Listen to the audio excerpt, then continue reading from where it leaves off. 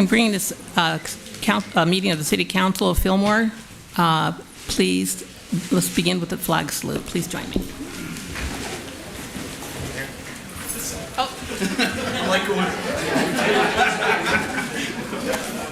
Ready, begin.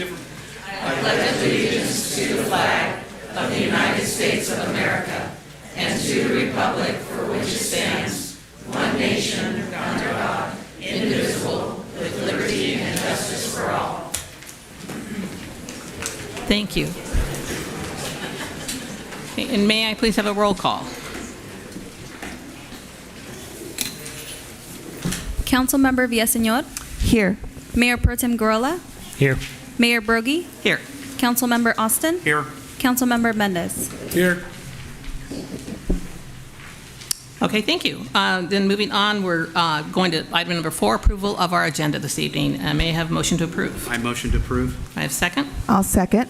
All in favor, say aye. Aye. Opposed? Hearing none, the agenda passes. Thank you. Okay, so we are now going to get into our presentations. We have 3 different presentations we're going to do this evening. Then I know all of you are here anxiously waiting to speak during public comment. That'll come up after we do our presentation, so please bear with us here. So anyway, let's start with number 5A. Let me ask Olivia if we have all of our recipients here. Okay, great. Okay, so this is oath of allegiance, to administer oaths of allegiance and badge presentations to 3 of our firemen. And I'll hand it over to our fire chief, Keith Gurrola. Thank you, Madam Mayor, council, staff, and the public. I'm glad to see a good crowd here for an ability to honor our firefighters. Thank you all for coming for that. Appreciate it. So this is, again, it's always our pleasure to do to stand before you and do things in a positive light. We recently had 3 promotions, all effective July 1st.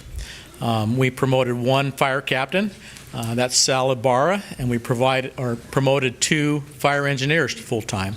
That's Ryan Cota and Abner Puebla. So I'm going to have all 3 come up at this time. Gentlemen. Bueller?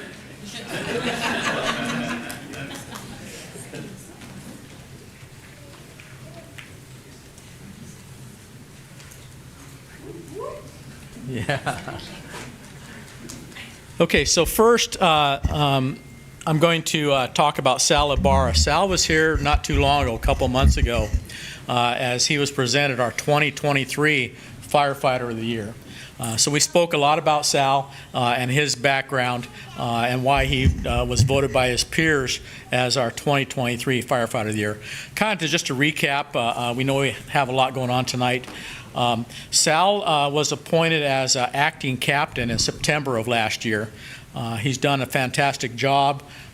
He's over the years, he's as an engineer, he's worked on our fire academy, he's worked on our engineers academy, and he's just done an outstanding bang-up job as far as training everybody in our agency. On a personal note, Sal is definitely a driven individual, highly educated. He's working on his master's at this time in public administration, and he's lifelong Fillmore resident. So at this point in time, I'm going to ask his wife, Sonia, to come up and pin his captain's badge on him. Sonia?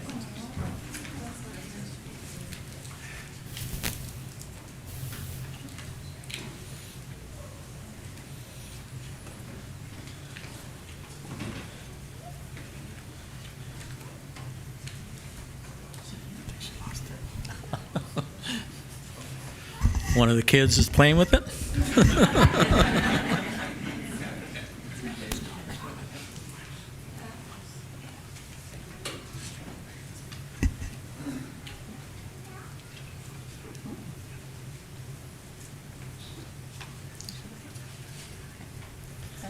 Yeah. Take a picture. Yeah. Congratulations, Sal.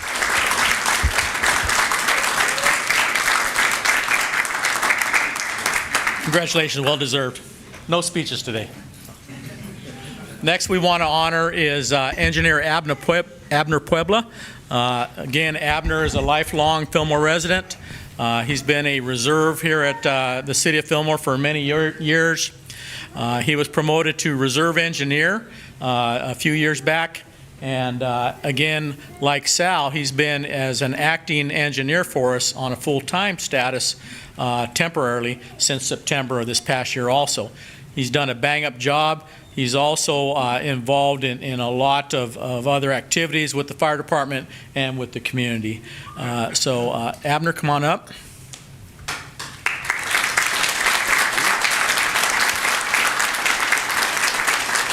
And his daughter Mila is going to pin this badge on him.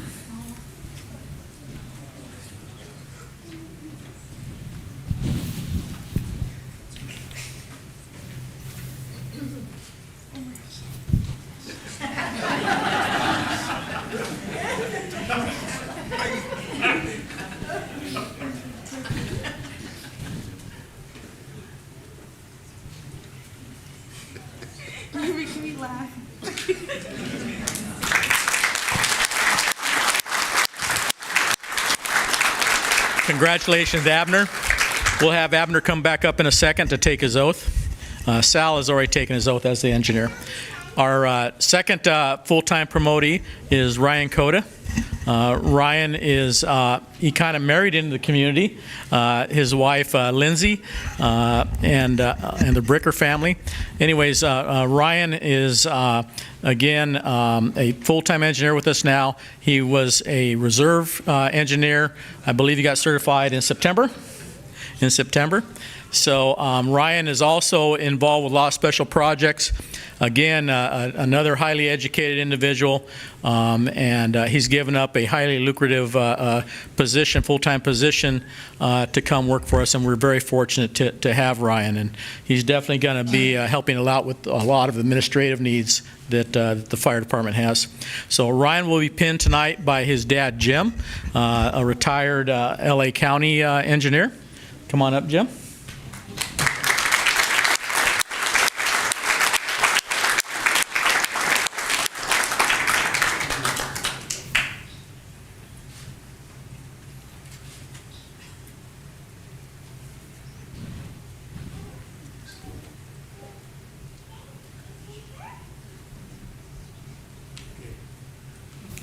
Take a picture.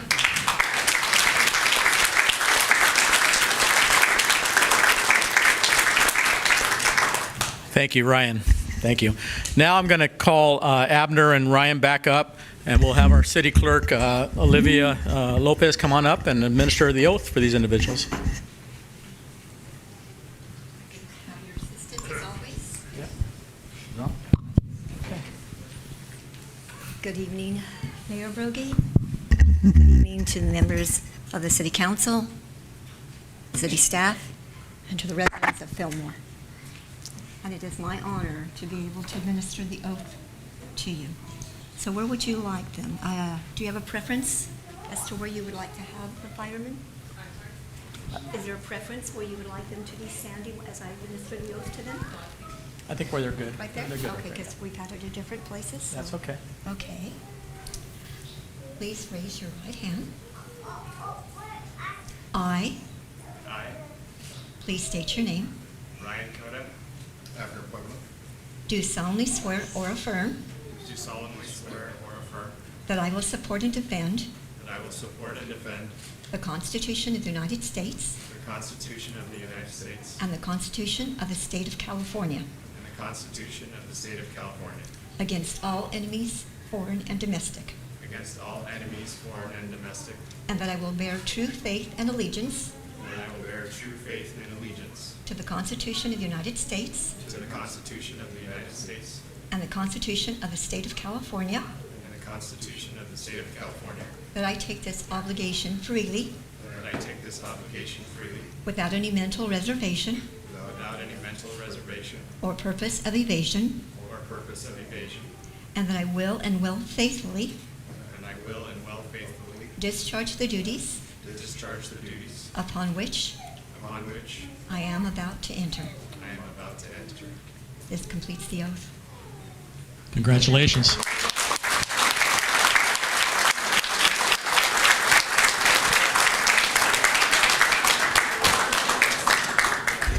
So thank you, council, and members of the public again for turning out for this great event.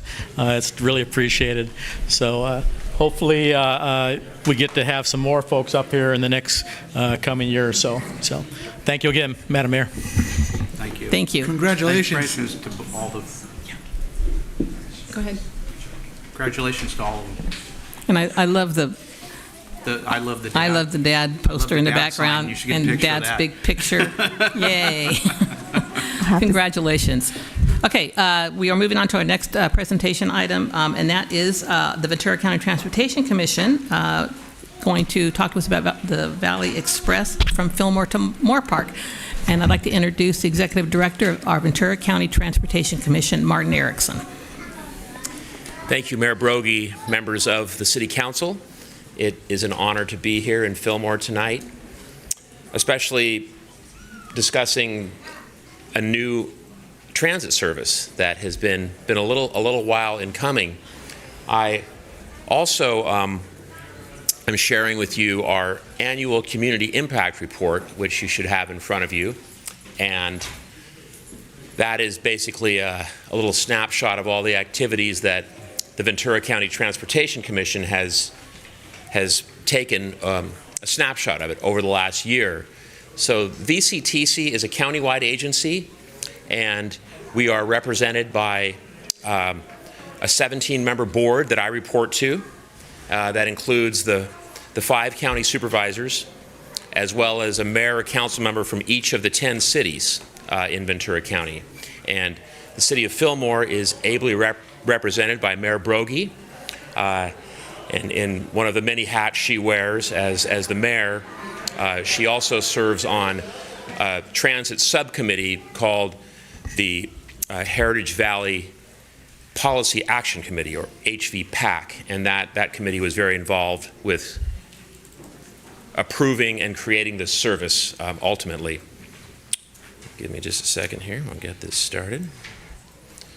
So, most of you are probably familiar with the Valley Express, which is the bus and dial-a-ride service that provides transit service and paratransit service to the city of Fillmore. It also provides service to the city of Santa Paula and the unincorporated area of Piru, and collectively called the Heritage Valley or Valley Express Transit Service. And part of this, too, is we've kind of slightly renamed the service to the Valley Express Bus and Dial-a-Ride, just so it's a little clearer that it is, in fact, a transit and paratransit service. It's based on a cooperative agreement, which is just about 10 years old now, between the cities of Santa Paula and Fillmore and the county of Ventura. And VCTC is really the administering agency. And it is run by a contractor called MV Transit. And as I noted earlier, both the Heritage Valley Political Advisory Committee that Mayor Broggie serves on, along with Supervisor Kelly Long and Councilwoman Jenny Crosswhite from the city of Santa Paula. So you can see the rebranding. The name didn't really change, but you can see it's a slightly different logo and the emphasis on bus and dial-a-ride. That occasionally we'd get a note from people to say, is that the bus? I wasn't sure. It just said Valley Express. So hopefully this will make it clearer going forward that this is the bus and paratransit service. Also, we just found that the logo was a little simplified and will be easier to kind of share with our partners that we work with on trying to get more people to use transit. It's also, I'm happy to announce, that we'll be getting new vehicles. You've probably noticed the ones on the road are looking a little older. They're still pretty sturdy, but we are happy that we will be getting quite soon new transit buses. These are called cutaway buses. They're a little smaller than the typical large transit bus you might see, in cities, in larger cities. But they're also a little more nimble. They can go into neighborhoods a little easier, and they're a little less conspicuous. These buses will be part of the transition as we move toward hydrogen fuel cell buses in the future. So that's not too far away, but you've probably heard that the entire state of California is moving toward either battery electric or hydrogen fuel cell buses in the future.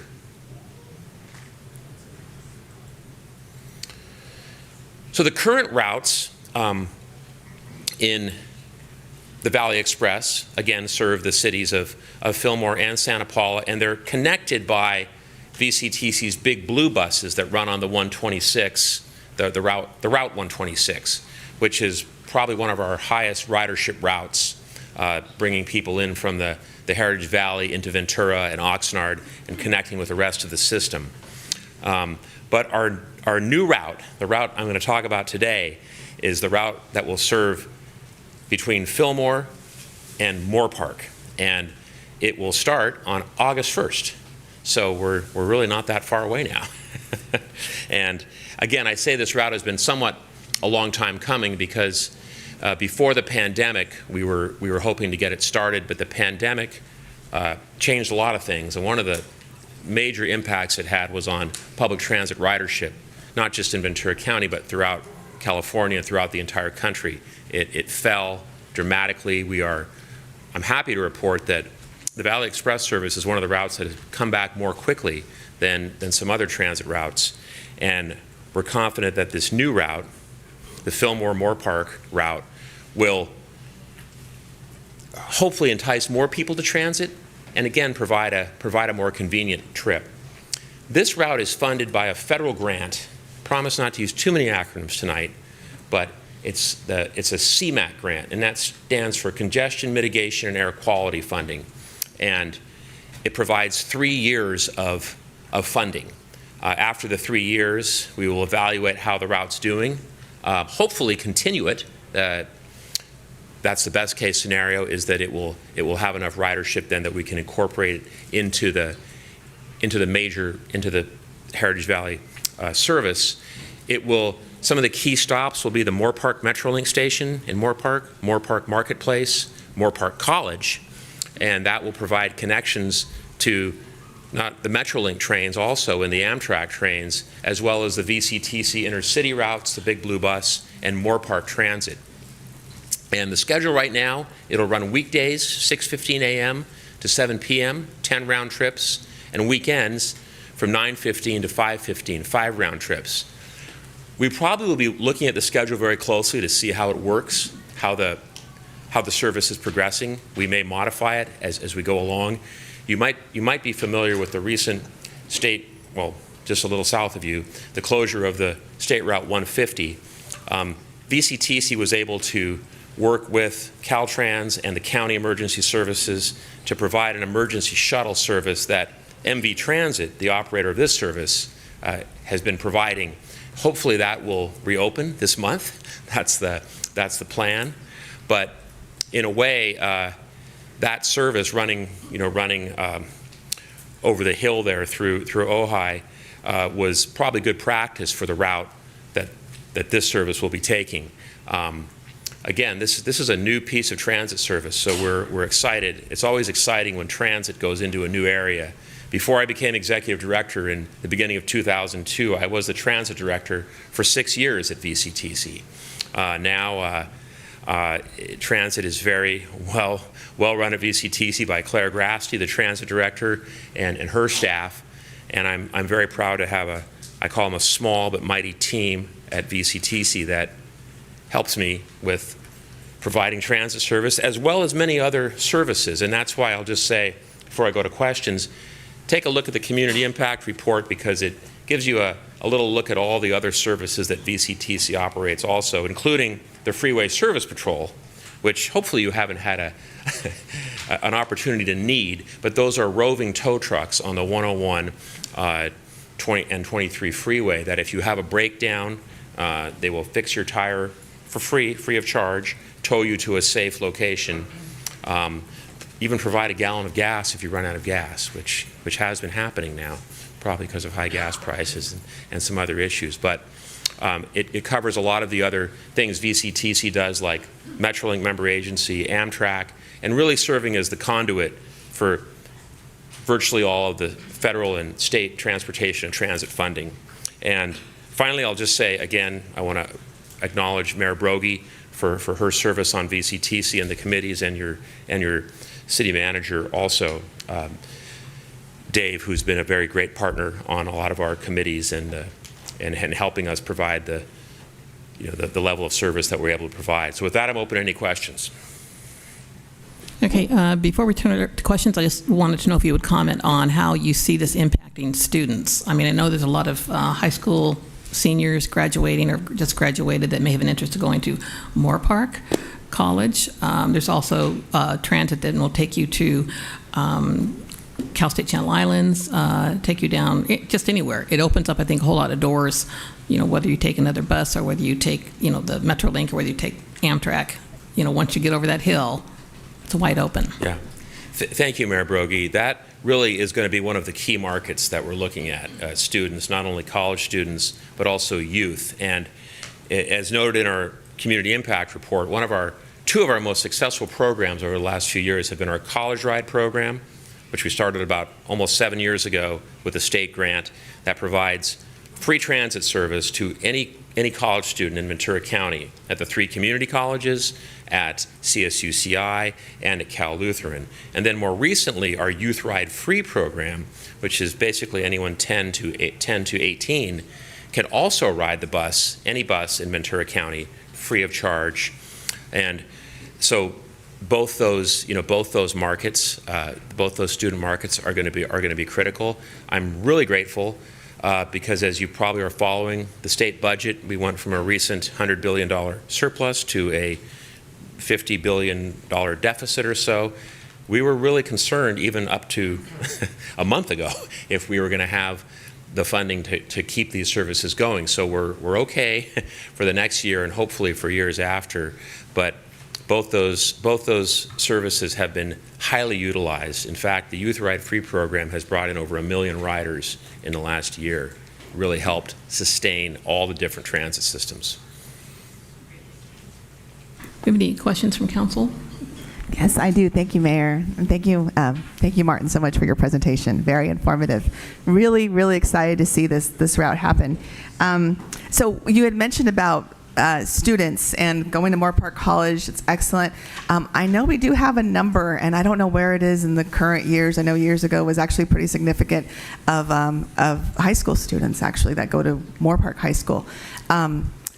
And I know the route, I think you said, stops at the Metrolink station, then goes over to the marketplace. But is there the possibility in this rollout to perhaps have that the bus go up Tierra Rajada and maybe come down Spring and maybe shift by the high school? Just want to ask that. We're looking at the route. Okay. We will modify it as needed, and sometimes with the student transportation, we're not really in the business of providing direct student transportation. That this can certainly be a good market to help that. Mm-hmm. But that'll be something we'll be watching closely and looking forward to reporting back to you as the route starts and you get going. Perfect. And then just a couple of other follow-ups. Regarding Moore Park College, and I think I was discussing this with some of your VCTC staff a while ago, it would be wonderful if, and maybe this is happening, to work with the college in terms of letting those students know, and putting aside the privacy information that we're not going to directly know who these folks are, but if they themselves, through their listserv, if they've got addresses of students who have a 93015 zip code, send out that flyer, make them aware. So it would be wonderful if that kind of collaboration could happen to let all those Moore Park College students who have the Fillmore zip code know about it. So just a suggestion. No, we are going to do everything we can to do that. When we rolled out the College Ride program, we worked to create a toolkit for each of the colleges, and they really became some of the best promoters of the program. So we will definitely be utilizing the colleges as well as anyone else who can help bring more riders to the service. Wonderful. So. Great. Well, those are my 2 questions. Thank you. Chris? Thank you so much. We appreciate your time, and I'm just thrilled we're finally getting this done. We've been working on it for a while now, but I'm anxious to see what our ridership will be. So thank you for coming out here to Fillmore. It's my pleasure, and I'll leave some of these impact reports in the front for the public if they'd like. And that'd be great. Thank you, Mayor Broggie and council members. Okay. Thank you. Thank you so much.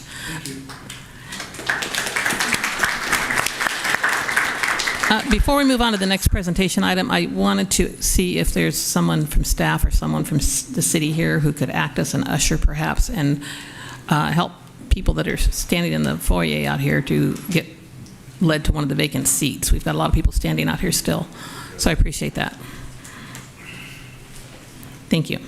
Okay, so now our next presentation is the presentation of Fillmore Little League Certificates of Appreciation, and we have 2 recipients who've worked really, really hard and are deserving of this Certificate of Appreciation. And I will turn this over to, I believe, Jacqueline Avila.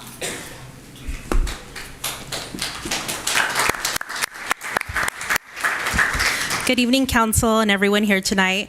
I'm Jacqueline Avila, Treasurer for Fillmore Little League. I'm speaking on behalf of our President, Anthony Albanese Sr. Tonight, we have a few board members in attendance. President Anthony Albanese, our Vice President, Joey Salazar, our Coach Coordinator, Jake Coombs, and our UIC, Isaac Becerra. We have some fellow All-Star ball players here as well to support. You'll see them in their Fillmore Little League jerseys. Fillmore Little League has come a long way. Our 2022, 2023, and 2024 board is responsible for the league's most recent turnaround and success. Our league runs solely on volunteers, and tonight, Fillmore Little League, along with City Council, would like to recognize 2 very important people. Our first honoree is Ivan Becerra. He has been umpiring with Fillmore Little League for 5 years. This year, Ivan was presented District 63's Umpire of the Year Award. What a huge accomplishment at such a young age. He is a mentor for our youth baseball program and is always there when we need him. We hope our fellow youth follow in his footsteps in giving back to the community. The second person we'd like to honor tonight is Isaac Becerra. Isaac has been a part of our league for many years. He is responsible for recruiting and training Ivan. He has coached for 16 years and has been a UIC for many years. There was a time where he took a break and we really struggled to fill his shoes. He ended up bailing us out 3 years in a row, and we finally reeled him back in to fulfill a position only he can fill. Isaac umpired himself and fully staffed 354 youth baseball games this year. We all know baseball games are not official without the official umpire. On behalf of Fillmore Little League, Isaac and Ivan, thank you for making sure our 341 baseball sluggers had a game to play this year. Your volunteerism does not go unnoticed. I would like to thank our City Council for the opportunity to make this happen, and I'd also like to thank Fillmore Unified School District and everyone for their continued support, for our league would not run without you. Thank you.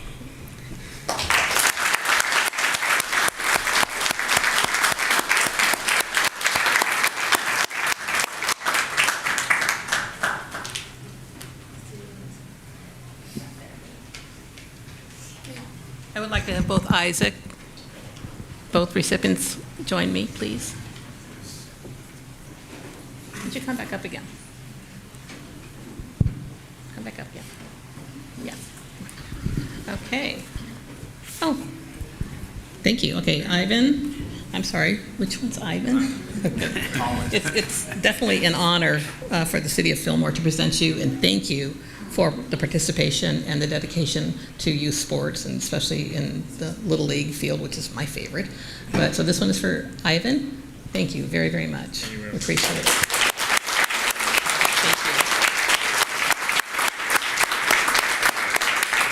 And Isaac, okay.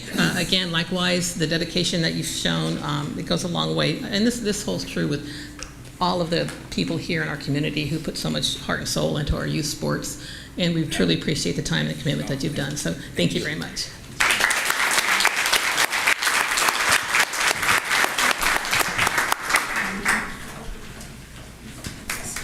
Thank you, gentlemen, for being good role models for our youth. Thank you for everything. Thank you. Well done.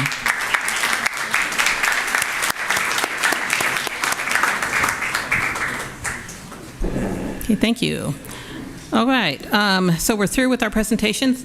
We are now moving on to public comments, item number 6. And I do have a lot of public comments.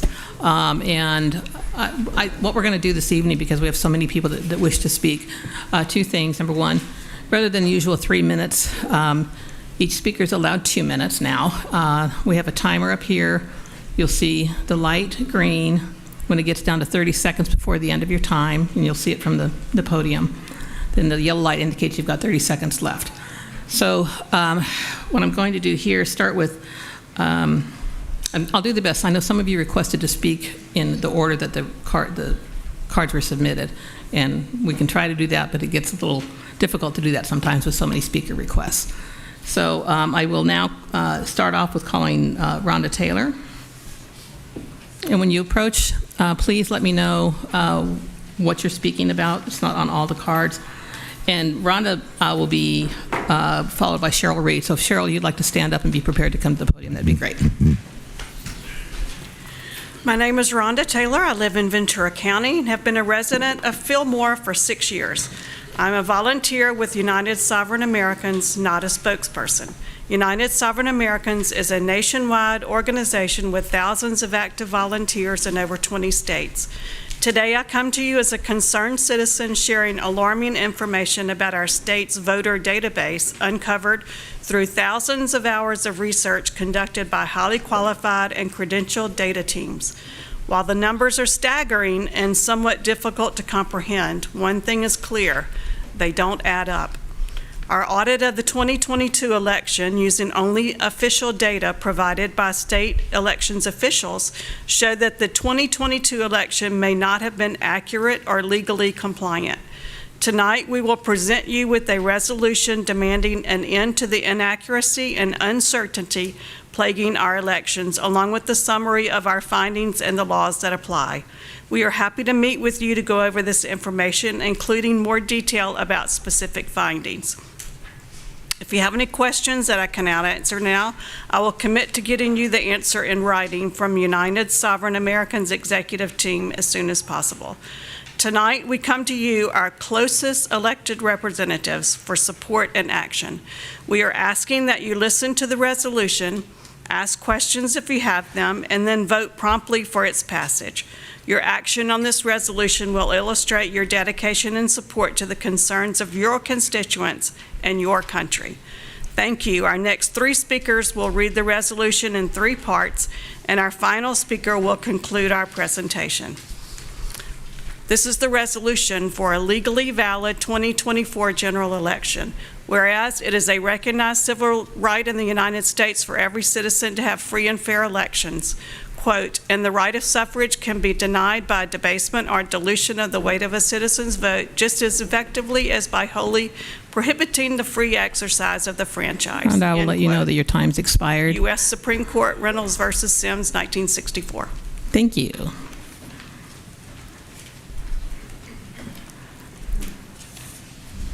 Cheryl Reed, followed by Diane Sutton. Continuing from Rhonda's comments, whereas it is the duty of our election officials to guarantee our elections are accurate and free from distortion or manipulation. There's a quote that you can read there, and that comes from the U.S. Supreme Court decision 1888 and Ray Coy. Whereas our constitutional system of representative government only works when the following 4 tenets of an election are upheld. 1, the voter rolls must be accurate, National Voter Registration Act. 2, votes counted must be from eligible voters, U.S. Constitution 14th Amendment, Section 2. 3, the number of votes counted must equal the number of voters who voted. And 4, there can be no more than 1 in 125,000 ballots in error by the voting system. That's from the Help America Vote Act of 2002. Whereas open source audit of the California 2022 general election conducted by California citizens has uncovered evidence of massive inaccuracies that appear to violate both federal and state laws, including 5.88 million ineligible or uncertain registration violations found within the California State Voter Roll database, 2.77 million votes cast by ineligible or uncertain registrants, 123,785 more votes counted than voters who voted. No one knows who cast them. 2.77 million apparent voting violations are in excess of the legal standard of system accuracy for a valid federal election. By contrast, the maximum allowable system error for the 2022 general election in California was 90. certification as defined by law, and attestation of accuracy and compliance appears to have been fraudulent and illegal. Whereas these findings trample legal accuracy requirements of the voting system during a federal election. Accuracy is defined as the ability of the system to capture and report the specific selections and absence of selections made by a voter without error. Thank you, Cheryl. Next, we have Diane Sutton, followed by Jenny Hansen. Whereas the intent of the voters must be known factually before certification can be lawfully conducted, certification of an election that varies from the law is an abridgment of the civil rights of the citizens, a fraud, ab initio, United States versus Throckmorton, 1878. Whereas California 2022 general election appears to have been invalid, depriving us of the guaranteed protection of our natural rights under a government duly and provably chosen by us, the American people, resulting in incalculable damage to our families, our way of life, and the fabric of these United States.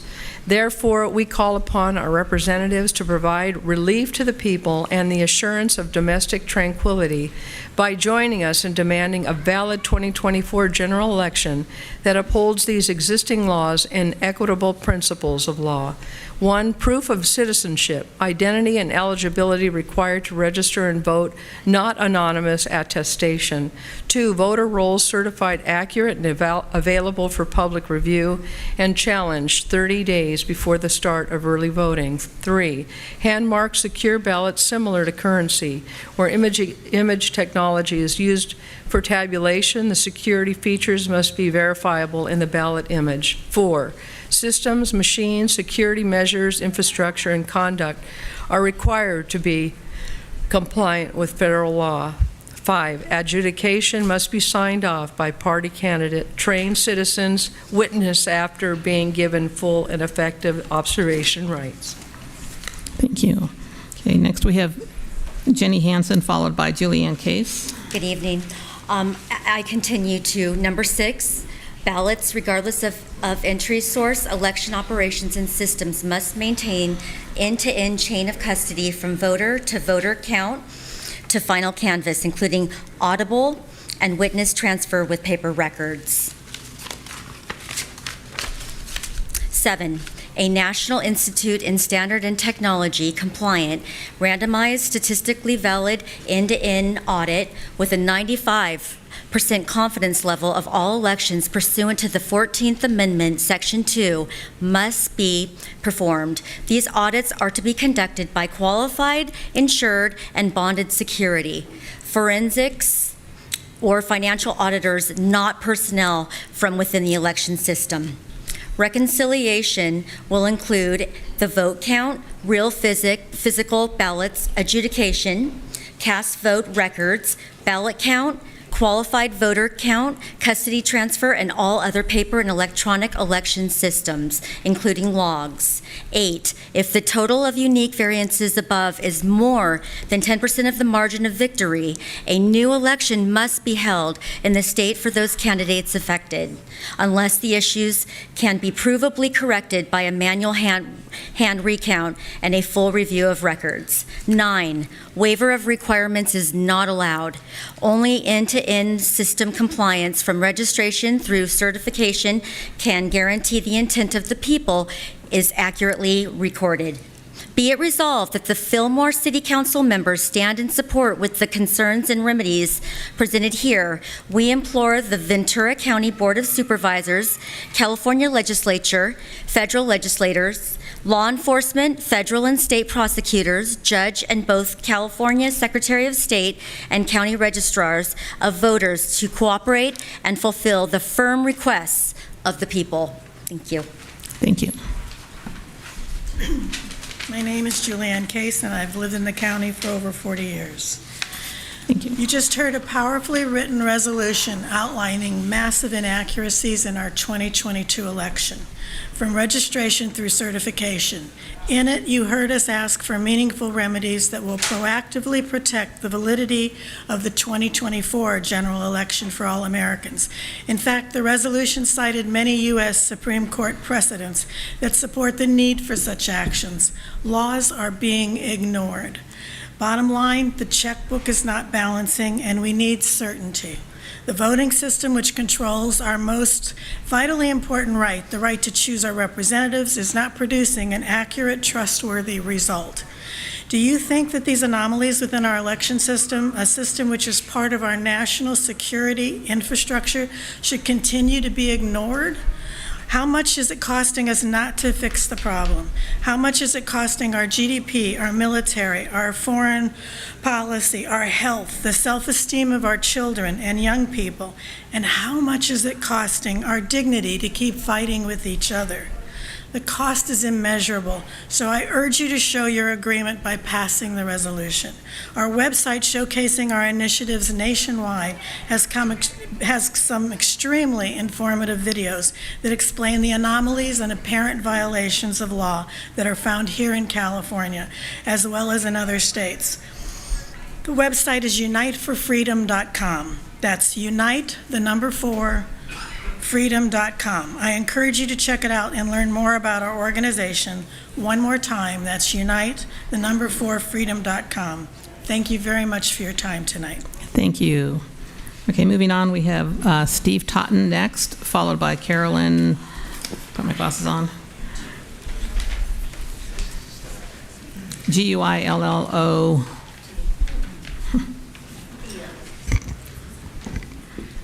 Hello, my name is Steve Totten. I'm actually the Ventura County Coordinator for United Sovereign Americans. We're actually going to all the city councils talking about the results of the election, including our Board of Supervisors for Ventura County. And my question is just if you had any questions, I could answer them regarding the data that's in front of you. And if not, then we're good. Thank you. Thank you. Thank you. Okay, Carolyn, followed by Gloria Macy, and I won't try to pronounce your last name. These are facts related to current voter rolls and election reports in California. Results from canvassing just over 400 homes. At least 2 dead people were sent ballots. Both died 2 years ago.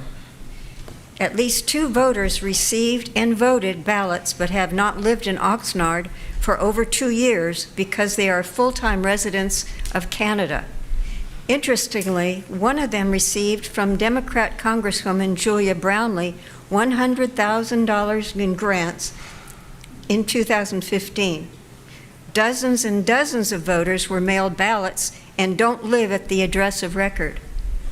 Dozens of the current residents have lived at the address for years, but have no idea who the voters that are registered at the residence address. There are at least a dozen situs addresses that are commercial business and P.O. boxes. 13 voters are over the age of 105. All were sent ballots, and 3 of them voted. 5 are 106 years old. 1 is 107, 1 is 108, 1 is 109, 1 is 121, and 4 were born in 1850, before the Civil War. 47,934 voters don't list places of birth required in California. Several voters returned ballots before turning 18 on Election Day. There are records of voters voting twice in the same election, and in some instances, they voted in different precincts, and their ballots are recorded with different return methods. And lastly, Senator Alex Padilla, who was elected but is listed on the current June 7, 2024 incumbent list as having been, quote, appointed to a vacancy. Thank you very much. Thank you. Okay, Gloria? Yes. Thank you. Okay, followed by Brandy Hollis. Good evening, Mayor. Good evening, honorable City Council members. My name is Gloria Massey-Chinea, and I have been a resident of Ventura County for the last 44 years. We have presented to you a Gordian knot. These are our elections. This goes back to history in the 333 before Christ, when Alexander the Great defined what the Gordian knot is. It is a very difficult knot to solve. But we have you. We have God, and in God we trust. And we have you as elected officials with your oath to help us deal with this. Buenas noches. Mi nombre es Gloria Massey-Chinea. He vivido en la ciudad de Oxnard por los últimos 44 años. Tenemos un nudo gordiano. Este nudo gordiano fue desarrollado por Alejandro el Grande. Es un nudo difícil de combatir, pero con la ayuda de todos ustedes podemos resolverlo. Le pido a Dios que le dé la sabiduría. Le pido a Dios que ustedes consigan el seguir el mandato que ustedes han jurado. Thank you very much for your attention. Thank you for helping us solve this Gordian knot. Gloria, may I quickly ask you, Gloria? May I ask your last name again, please? Oh, yes. My name is Gloria Massey-Chinea, C-H-I-N-E-A. Thank you, appreciate it. Sure. That was just for my own information, by the way. Okay, next we have Brandy Hollis, followed by Homero Martinez. Good evening, Mayor Broggie, council members, city manager, and everybody else here tonight. I just wanted to come up and first of all thank Mayor Broggie for honoring the umpires tonight. I think it's such an act of good faith for the city to do. You know, our programs, especially youth sports, that help keep kids out of trouble, really depend on those volunteers. And I think as a community, that's the one thing we all share, right, is we're doing better for our kids. And I know a lot of people are in here tonight for all kinds of things. One, voter integrity. I viewed the same things. I stand by everything they just said. Two, also, AYSO is here. I know Rangers is here. I know they haven't spoke yet. I've coached for AYSO. I've managed teams for Fillmore Little League. My boys are playing Raiders. And there is a great quote, and I'm going to quote Peter Fike's mom. I can't think of her first name right now, and she was one of my, thank you. In the words of Mrs. Fike, Brandy, you want everything to be fair. That is the best and the worst quality about you. And the only thing we can do is do what's right by our kids, right? And be fair as best as we can to our abilities. And I'm sure whatever issues all the different leagues have, we can all agree that we're all going to do what's right for the kids. And I have full competency that everybody up here has the same feelings. So good luck, and thank you again for honoring the volunteers in our community. Thank you. Thank Bye-bye. you. Okay, Amaro Martinez, followed by Arnold Munoz. Good evening, Mayor, council members. David, my name is Homero Martinez. I am a volunteer with AYSO. I want to first start off by sharing some highlights. This year, AYSO celebrates 45 years, and I want to invite you and all the members of the community to come out to our opening ceremonies, which will be on August 17th from 8 to 10 at Two Rivers.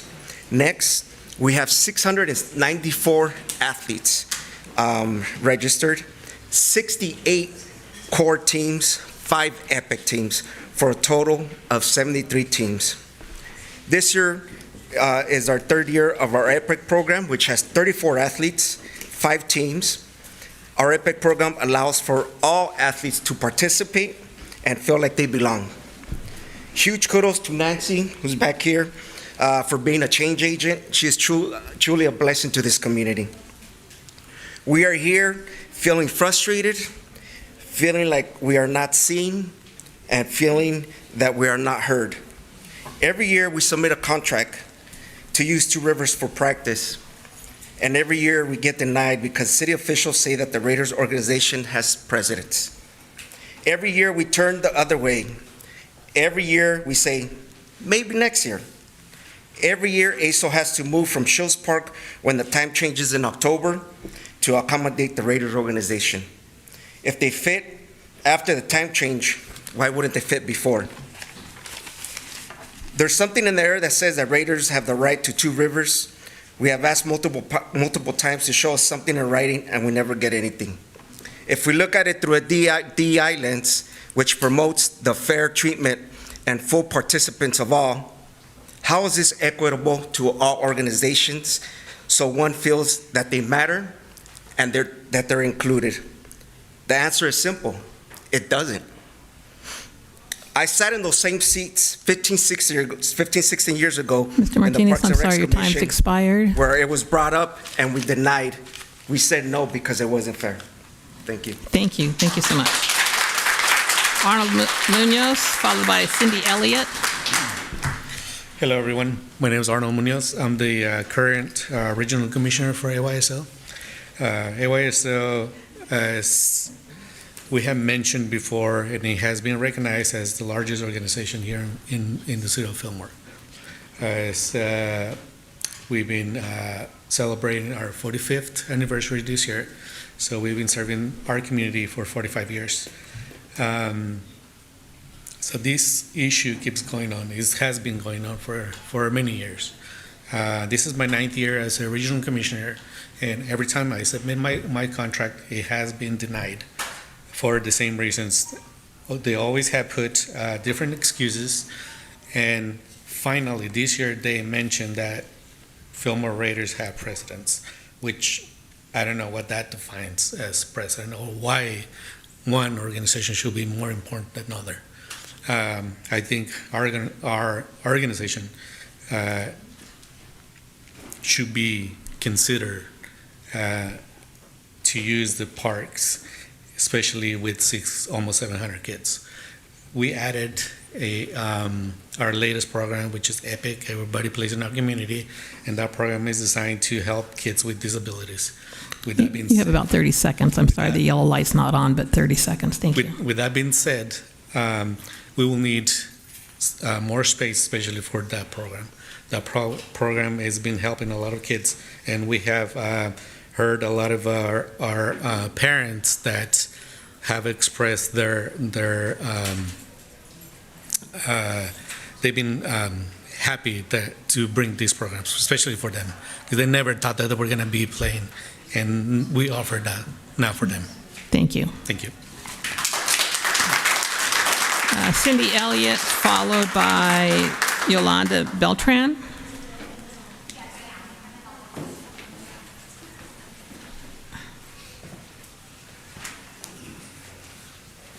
Good evening, everyone. My name is Yolanda Beltran. I work here as a preschool teacher, and I know a lot of my families from there registered for our AYSO program here in Fillmore. I am a volunteer as well for the AYSO program in Santa Paula, but I came to support my families because they're low-income families where they have to choose between two, where how do I take my children to go play? And us as teachers, I work at Catalyst here in Fillmore, we're trying to figure out and help them as well. Like, maybe we'll find you a ride, or maybe we'll get you there. And we were hoping for this year, because they put the application in, that they were just going to be at Two Rivers. So we kind of got our parents to register and stuff like that. But then after, when we heard that, we're like, now what do we do as teachers? How do we help them? How do we help them get to two separate parks and stuff like that? And just by seeing that, some of our families already want to decline and step back and not play anymore. But like I said, our AYSO philosophy is everyone plays. So we're trying to figure out, think of a solution for everyone to be able to be, I understand everybody wants Two Rivers, but they have almost 700 players, and another organization's a little bit smaller, where it's like, why not give her the bigger organization, where there's a bigger fields, playing fields and practice fields and stuff like that.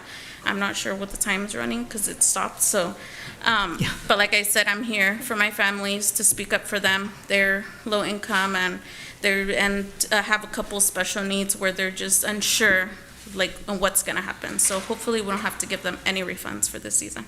Thank you. Thank Have a you. good night.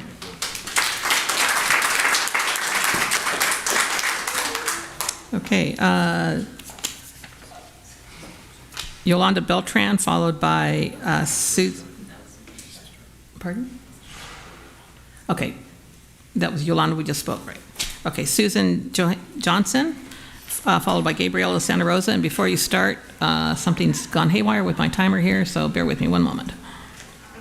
But if you'd like to come to the podium, that'd be great.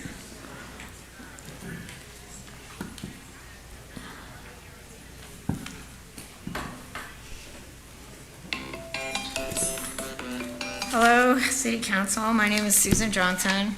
I live at 354 2nd Street in Fillmore. I want to speak about the fireworks, particularly the illegal ones.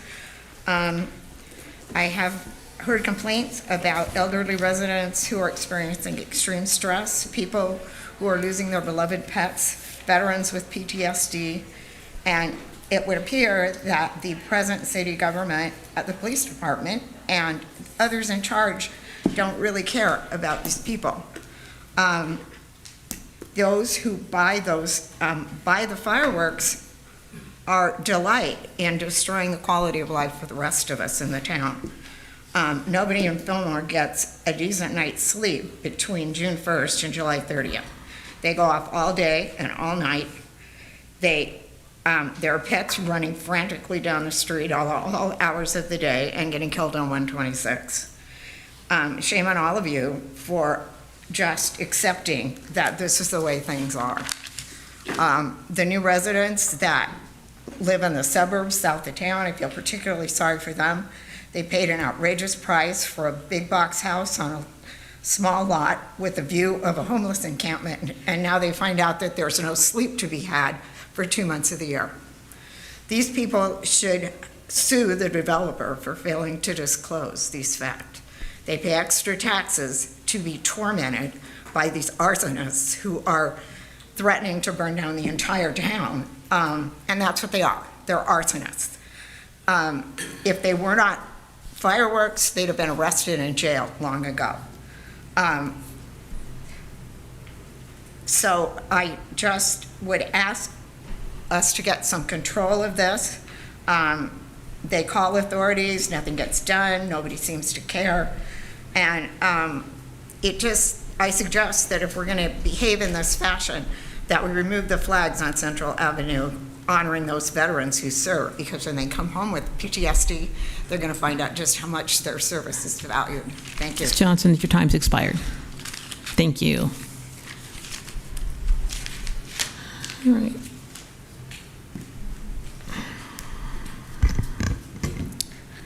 Good afternoon, Mayor and fellow Fillmore City Council members. I am here to speak to you as a concerned parent from the Fillmore American Youth Soccer Organization to express my deep frustration and disappointment regarding a recent decision that was made concerning the use of Two Rivers Park. Our organization has always strived to contribute positively to the community, and the use of Two Rivers Park is important to our upcoming season. Our organization obtained a fully executed contract granting ASO the right to utilize this park for planned activities. Despite the agreement, however, usage of Two Rivers Park was wrongfully revoked and reassigned to another organization. This decision has not only disrupted our plans, but it has also undermined the trust that we place in the City of Fillmore's administrative processes. How can the city take back a completed contract? It simply does not make sense, nor is it right. The abrupt retraction of the park's usage after a contract had been signed in April raises serious concerns about the transparency and the fairness of the city's decision-making process. I urge the city administration to reconsider this decision and to honor the original agreement that was made with our organization.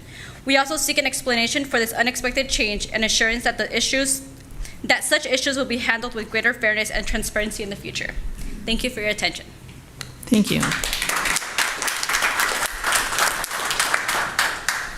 So next we have Araverda Ortega, followed by Arturo Tellez.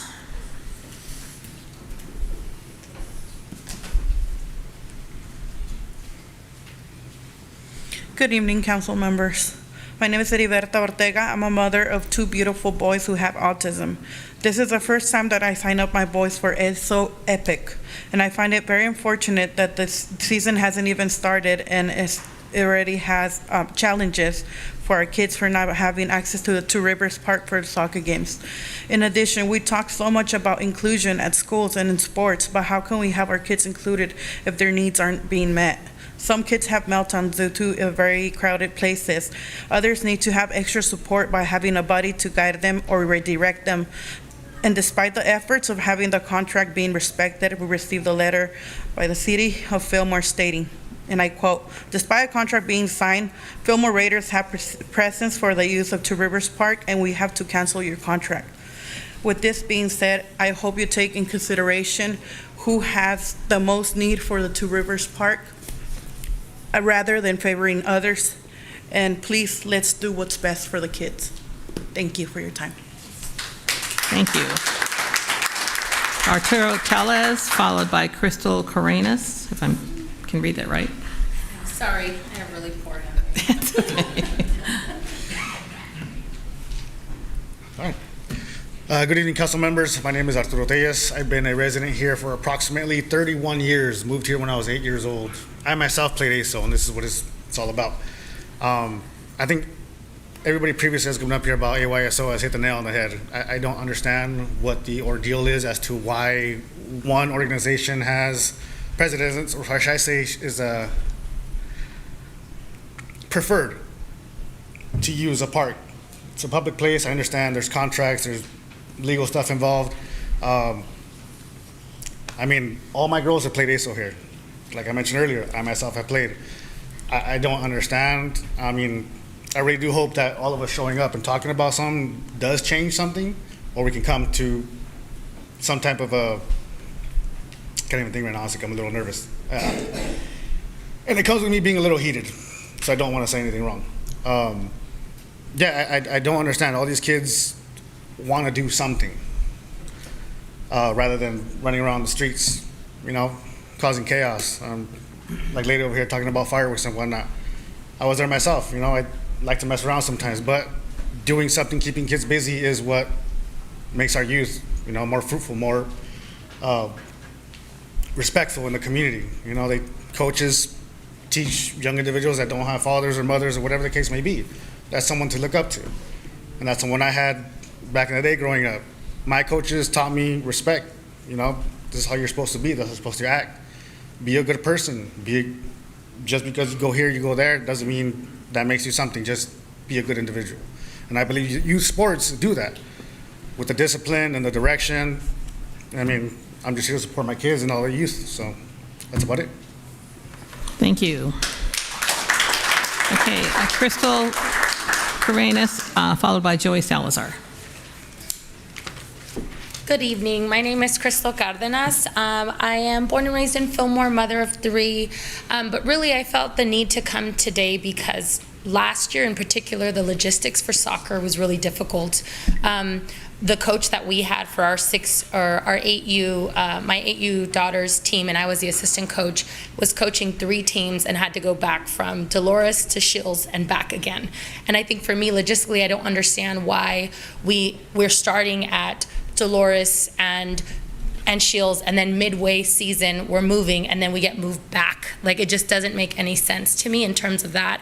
And I do think if you just think logistically in terms of how many children they're serving and how many parents have multiple children, the challenges that we have when you're trying to have one parent stay with one child and one stay with the other. And I did have the unfortunate experience of having my daughter be at Shields Park when there was a shooting, and the shooter ran through the park, and she was there playing 6U softball. And it's very, very scary to not feel like you can be at 2 places at once and taking care of your children.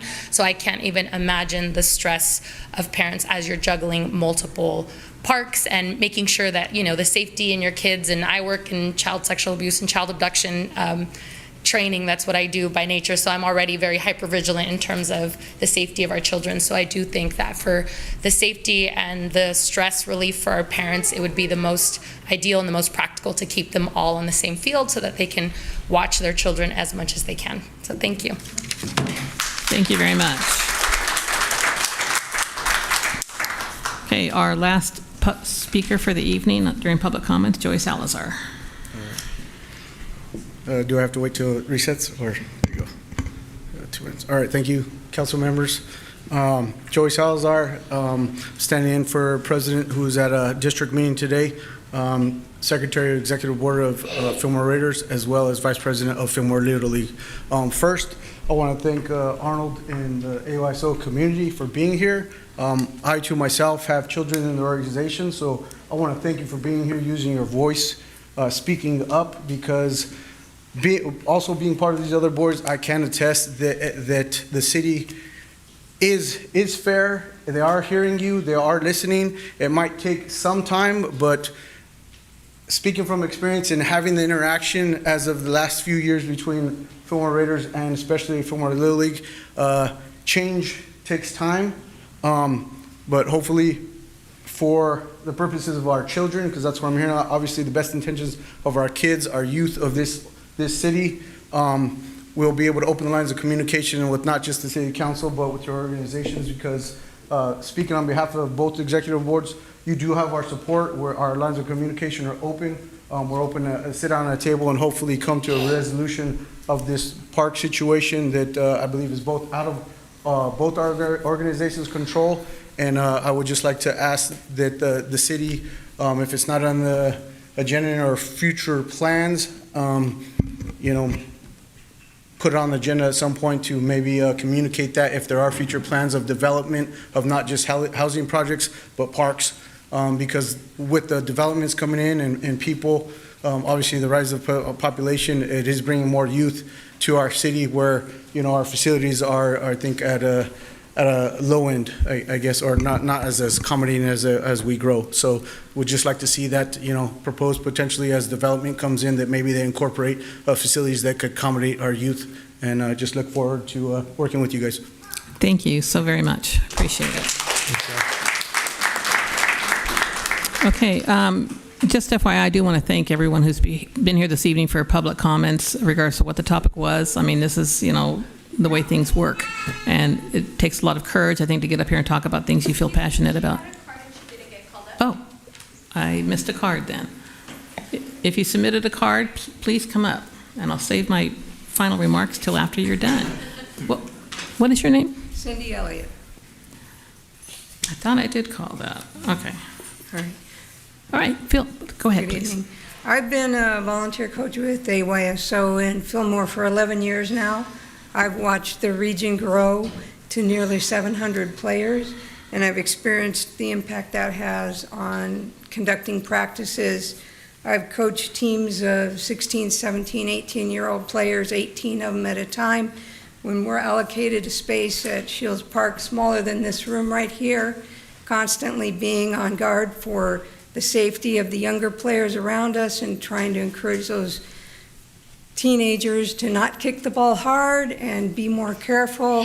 And I know the board has worked every way they know possible to come up with a safe solution for this, and have been frustrated with not being able to find a way to resolve the issue over the years, and I request that you guys consider this moving forward. Thank you. Thank you very much, Ms. Elliott. Okay, did I miss anybody else? All right. But anyways, I was saying, this is how community works. This is what you're supposed to do. You have concerns. I appreciate you all coming out, and just rest assured that, comments are not falling on deaf ears up here in our council. So we hear you, and, it's all taken under consideration. But thank you. Thank you all for being here. So with that said, we are moving on to our item number 7, City Council reports, recommendations, and comments. Let's just not move forward just yet until people that want to leave can go ahead and find their way out, and then we'll continue.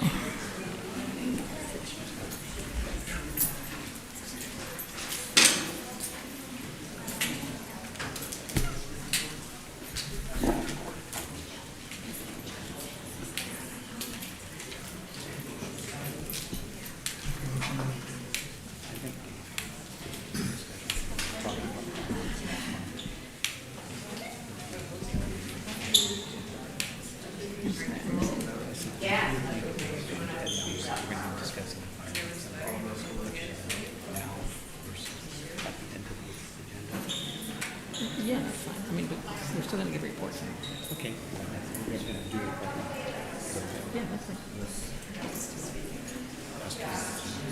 Ask who?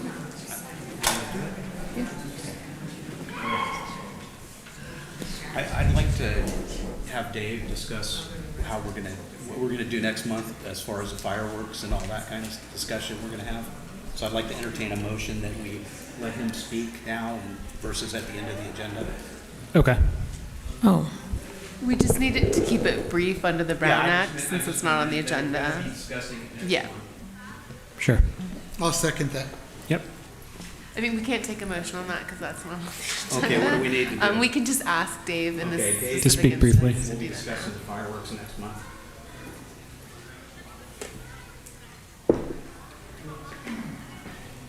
Yeah, under my city manager comments tonight, I was going to have the chief come talk briefly about the fireworks situation this past 4th of July, and we're looking at bringing something back for August 9th discussion for the overall ordinance and resolution and what we can and cannot do. But tonight we're having the chief give a brief presentation in terms of the fireworks, how it works in the city in terms of citations, how many citations were given out. So if you'd like us to do that now, or do you wait until? I was going to ask Lalo to do that during my comments, so if we could, we can just wait until my opportunity. And I have a few comments on it as well.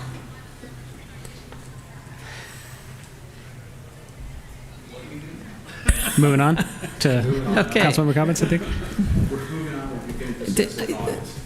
Dave, did you get out say what you wanted to say on it, or okay? It'll be on the. I just wanted to address that because there's people in the audience that are concerned about fireworks. We want to let you know that we will address it next month. Okay, so city council reports, recommendations, and comments. I'd like to ask Lalo if he could maybe give some statistics on.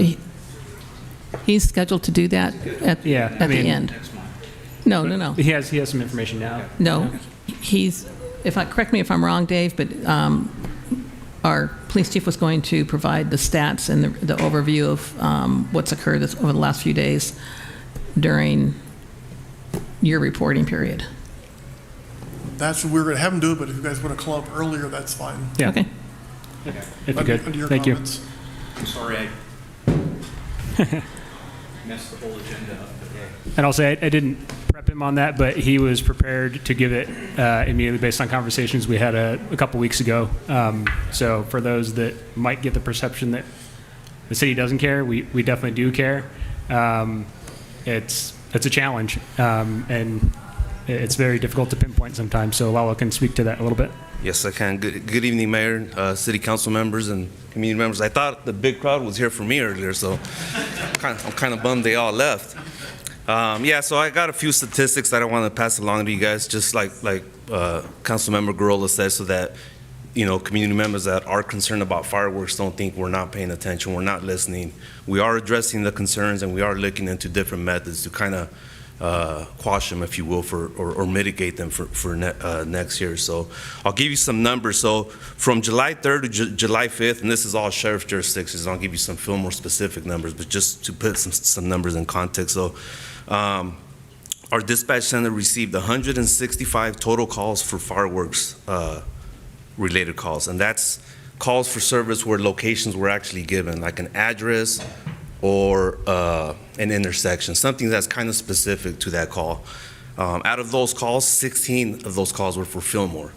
And just to put it in context, 33 calls were for Camarillo and 51 were for Thousand Oaks. So not too many calls for Fillmore, but we did get some calls. We had 258 total calls for fireworks broadcasts. Now these are calls where people call in and they want to remain anonymous. They don't have a specific location. It's just, hey, there's fireworks somewhere near my house. Out of those 258 calls, 22 calls were for Fillmore. And again, Camarillo 57, Thousand Oaks 67, just as a comparison for you guys. The hotline calls, during the fireworks safety briefings early on before the fireworks booth, we had a hotline set up that Erica helped set up. Basically, it's a hotline where residents can call in, leave a message, and remain anonymous or give their name. It doesn't really matter, but they can give information on people that are letting off fireworks. That voicemail immediately gets emailed to both me and Chief Garola. We then look at that and then get that out to our patrol resources for follow-up, if there's follow-up. So that hotline between, actually through, as of right now, we got a total of 16 messages on that hotline. 9 of those calls were callers provided an address or general area. So either a specific address or a block number or an alleyway of a certain street. Like I said, all those calls were forwarded to our patrol resources for follow-up as appropriate. So every time we got a call, I put together a list and it went out to the entire Fillmore Patrol Station, and then we kept in the loop with Chief Garola.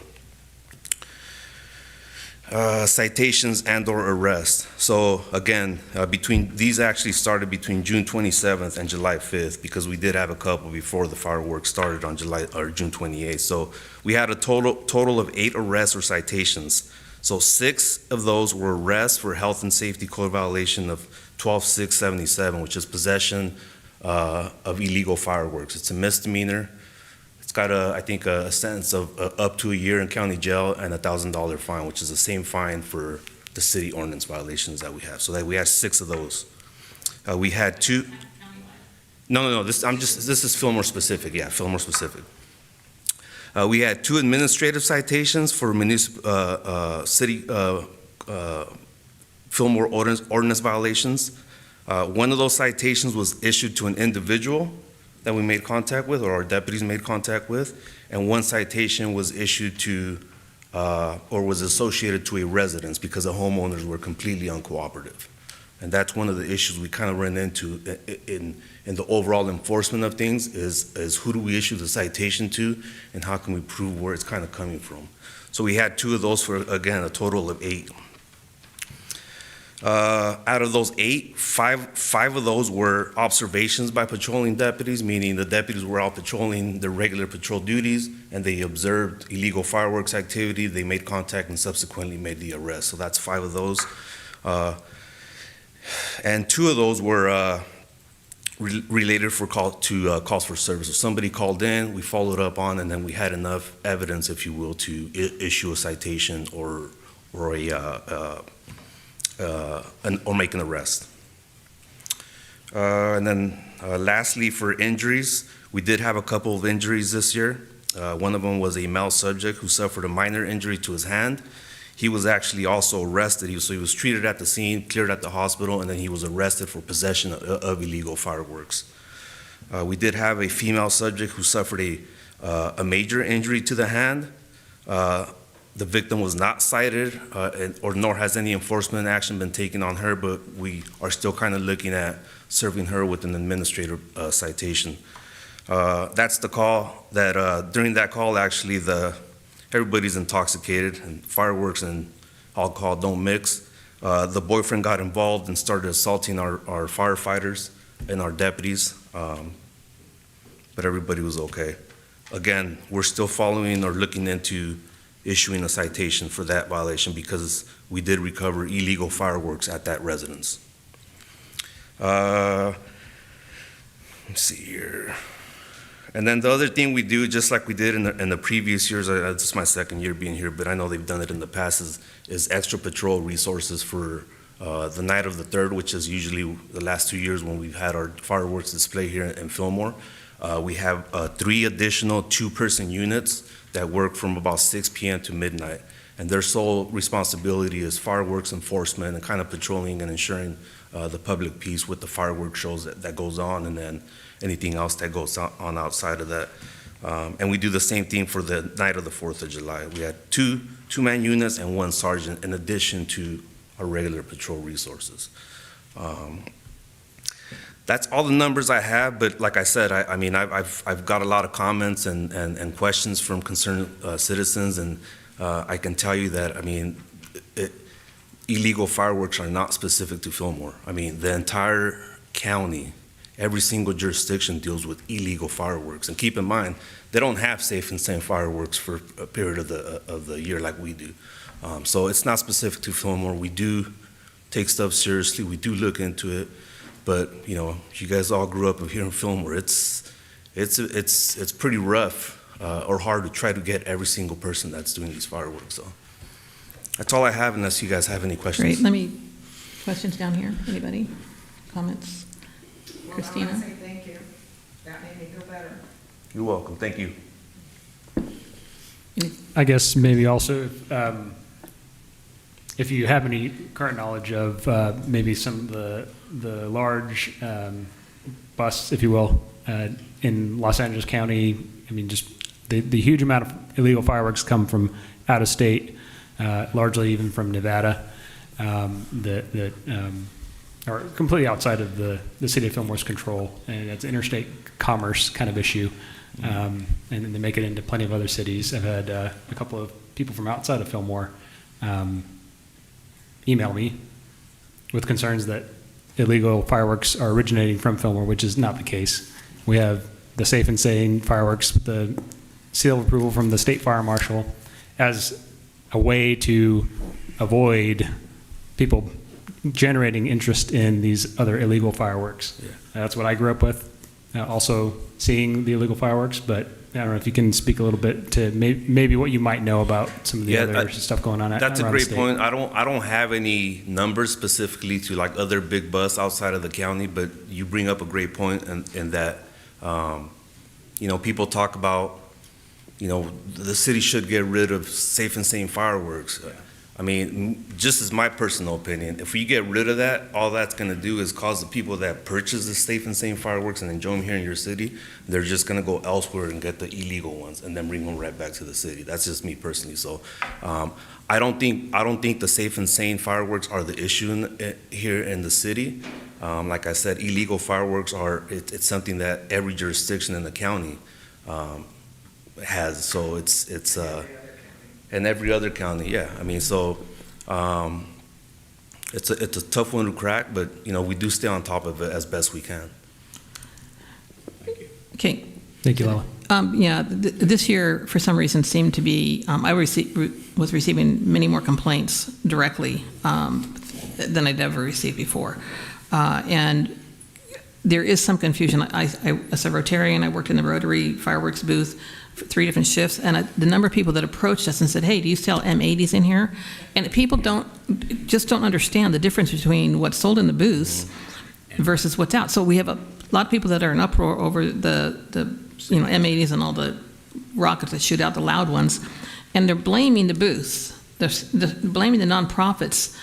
And I'm trying to emphasize, and we need to drive this point home in some campaign or another, that the significance, the amount of money that these booths bring in that go right back into the community, whether it be youth sports, whether it be for college scholarships, whether it be for other parks and recs activities. It goes right back in the community, and if the pressure continues from those that don't know the difference, I can see at some point where we're going to have to shut down the fireworks booths, and everyone in this community is going to feel the effects of the lack of that funding. So I don't know how we go about doing this, but it's going to be something we have to talk about down the road and maybe put it on the agenda for something more, concrete. But we need to absolutely work on reducing, if not eliminating, these illegal fireworks, because this is not working for anybody.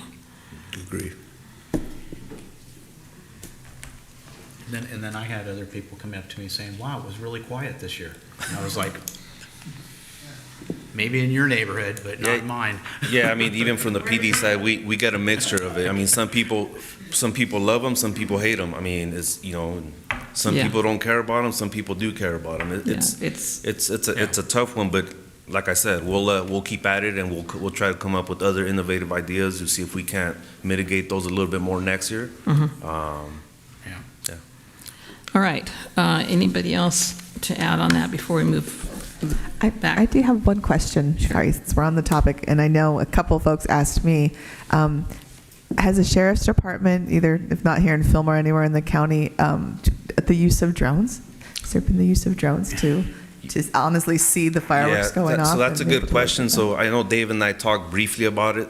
The sheriff's office does have a robust drone program, but none of our jurisdictions currently use them for fireworks.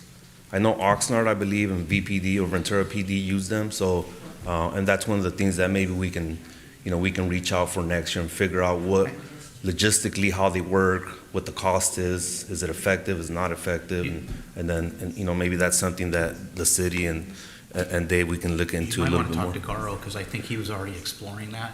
I mean, Okay. because I remember that we had a drone and it was out on 4th of July and it was flying around and everybody kept looking at, we had a drone up. I mean, we had a drone up at one time during. Yeah, we have drones at the station, but like I said, currently the program is to use them for other missions and not necessarily fireworks, but that's something we can explore. I mean, we do have a robust I just drone unit, give so him a call and ask him. I will pick his brain. Maybe I'm imagining, but. Will do. Thank you both. Okay, Chief, thank you very much. Okay, so we're still on item number 6, public. No, Sorry, 7. Yeah. Sorry, 7, City Council reports, recommendations, and comments. Sorry about So- that, guys. Yeah, anything? I wanted to just comment on the comments that were brought up by reps from ASO and the Raiders. The last speaker from Raiders in particular, Joey, I helped him coach Raiders last year. Our sons played together. I have daughters who are in ASO, and I understand their concerns. My family feels it no matter how the situation plays out. His family feels it no matter how the situation plays out. And I think from any perspective of maybe like mistreatment of ASO, I think that might be the surface level effects of a decision that was made a long time ago that probably didn't account for the growth of programs and actually the probably reduction in field availability when you include the fields that the school has that they've used for other things and that we actually anticipate to maybe reduce in size in the future. What I would like to see is maybe if on a future agenda before the city managers plan to negotiate something in January is to look at whether we can maybe put a vote of confidence towards nullifying a nearly 14-year-old agreement just to kind of pave the way for better negotiations, and maybe we can consider that on a future agenda item from the apparent 2010 decision by the Parks and Rec Commission to give the Raiders the fields for approximately 20 years, I believe. So, Are you proposing that be an agenda item? An agenda item on a future meeting prior to the end of the year.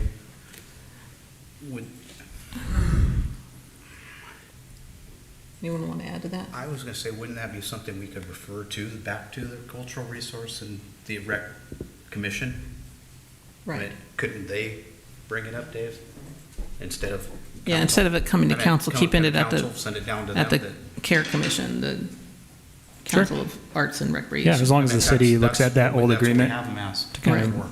yeah. Right. Okay, so anything else? Okay. I'm sorry. One more thing. The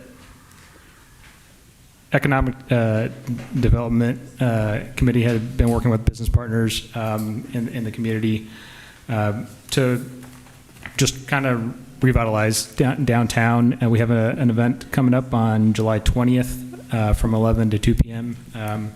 Dubbed Fillmore Family Fun Day. There's going to be, I think, almost exclusively local businesses operating in the downtown area between Main Street and Sespe Avenue. The street will be closed down for several hours. It's going to be family-focused activities and food and drinks. Come downtown and let's revitalize the downtown. Okay, thank you. Christine, anything? I do. Thank you, Mayor. So July is Disability Pride Month. And I just wanted to point out, it was on our city social media page, but I'd like to see if it could get put back up there again and cycled, that myself and a few others in the community put together a resource list of services that are available for people and for caregivers who live with disabilities.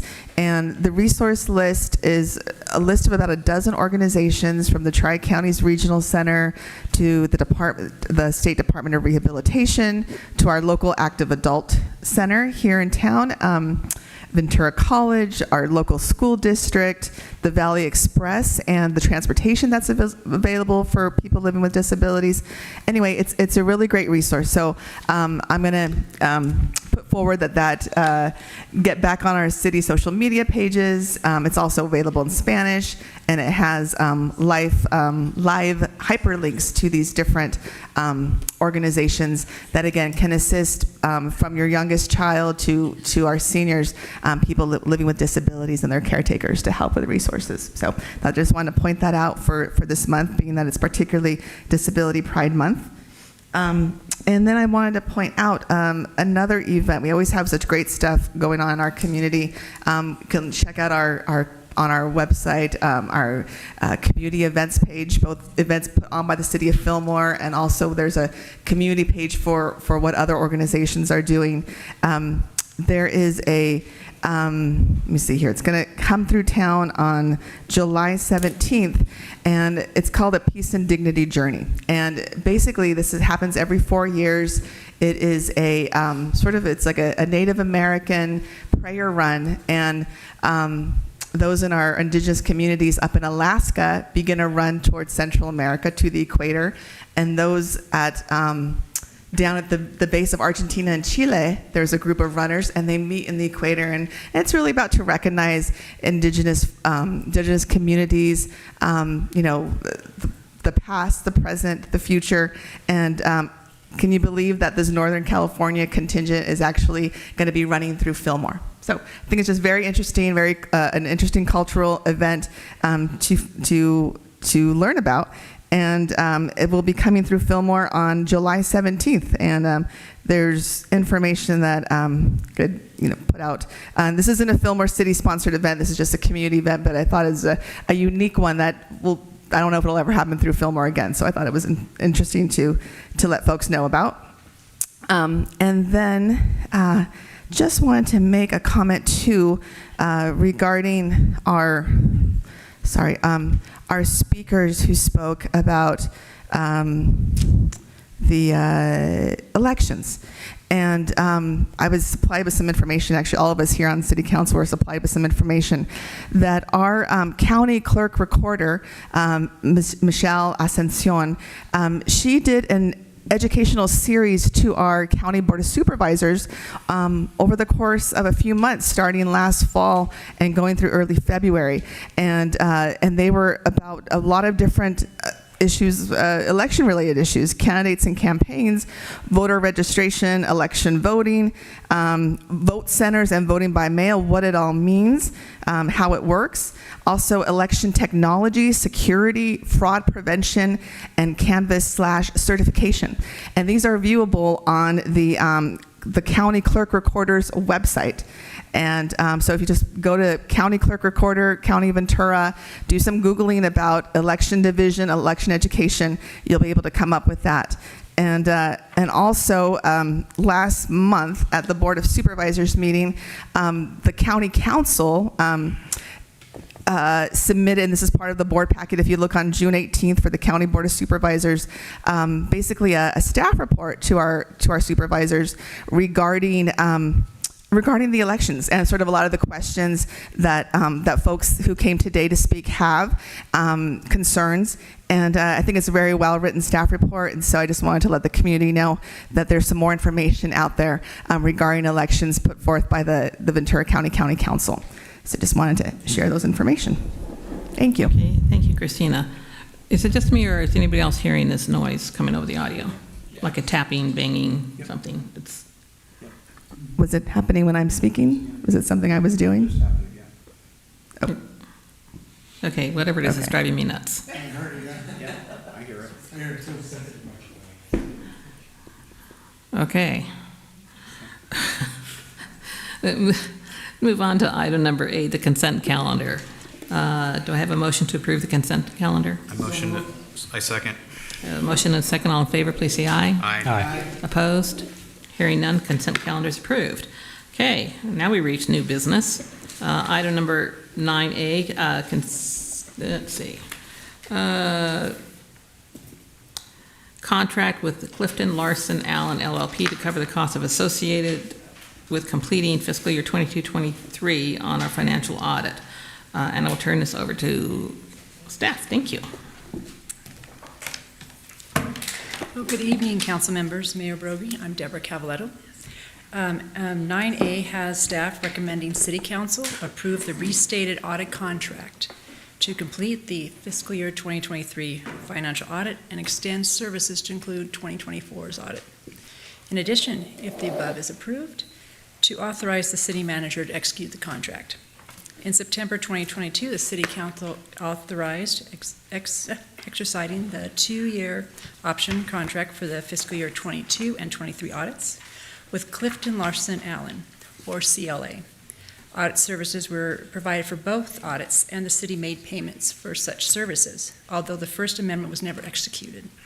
If accepting the proposed restated agreement, it would ratify the past payments made by the city for those services, which total approximately $103,000.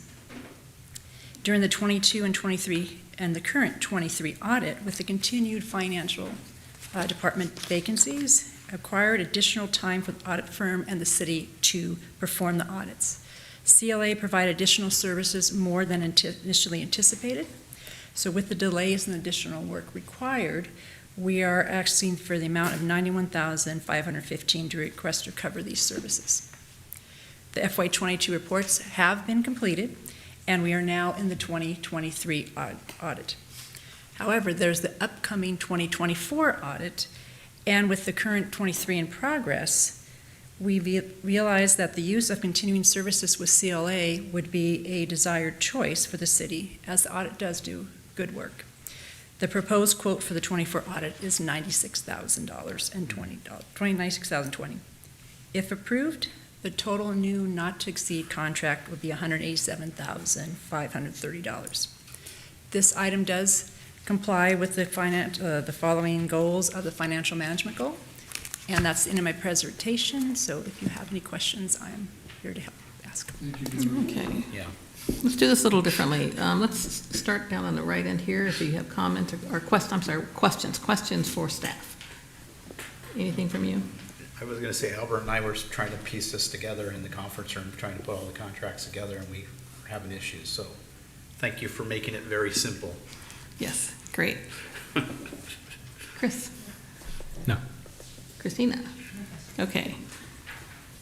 So we have no questions for you, so the report was fantastic. So I will entertain a motion.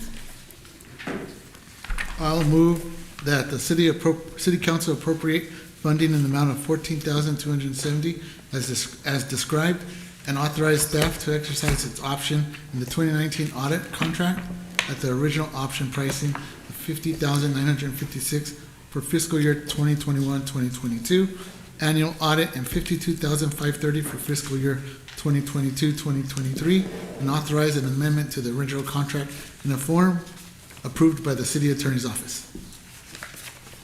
Okay, I have a motion and a second. Was that the correct reading, or was that the previous one? I'm sorry? That's what I said. I was going to ask the same thing. Yeah, that wasn't the recommendation that I saw on the agenda, but That wasn't. Is that not the right one? that might have been the one that was encompassed by the previous one on the attachments. We had a few in the attachments. I'm seeing one on page 32 of the agenda that I can read. Okay, wait. We'll have a do-over. Bear with us. Okay. He's got it. Oh, you got it? Okay, great. He's got it. That one. All right. Let's see. I was going 50,000. Yeah. Okay.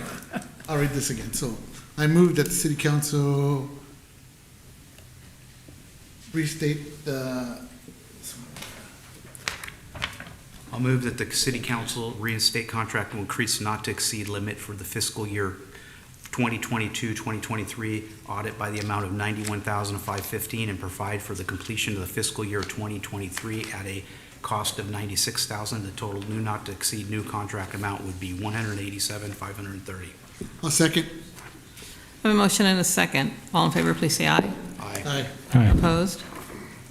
Hearing none, this agenda item passes. Thank you very much. Okay, moving on now to item 9B.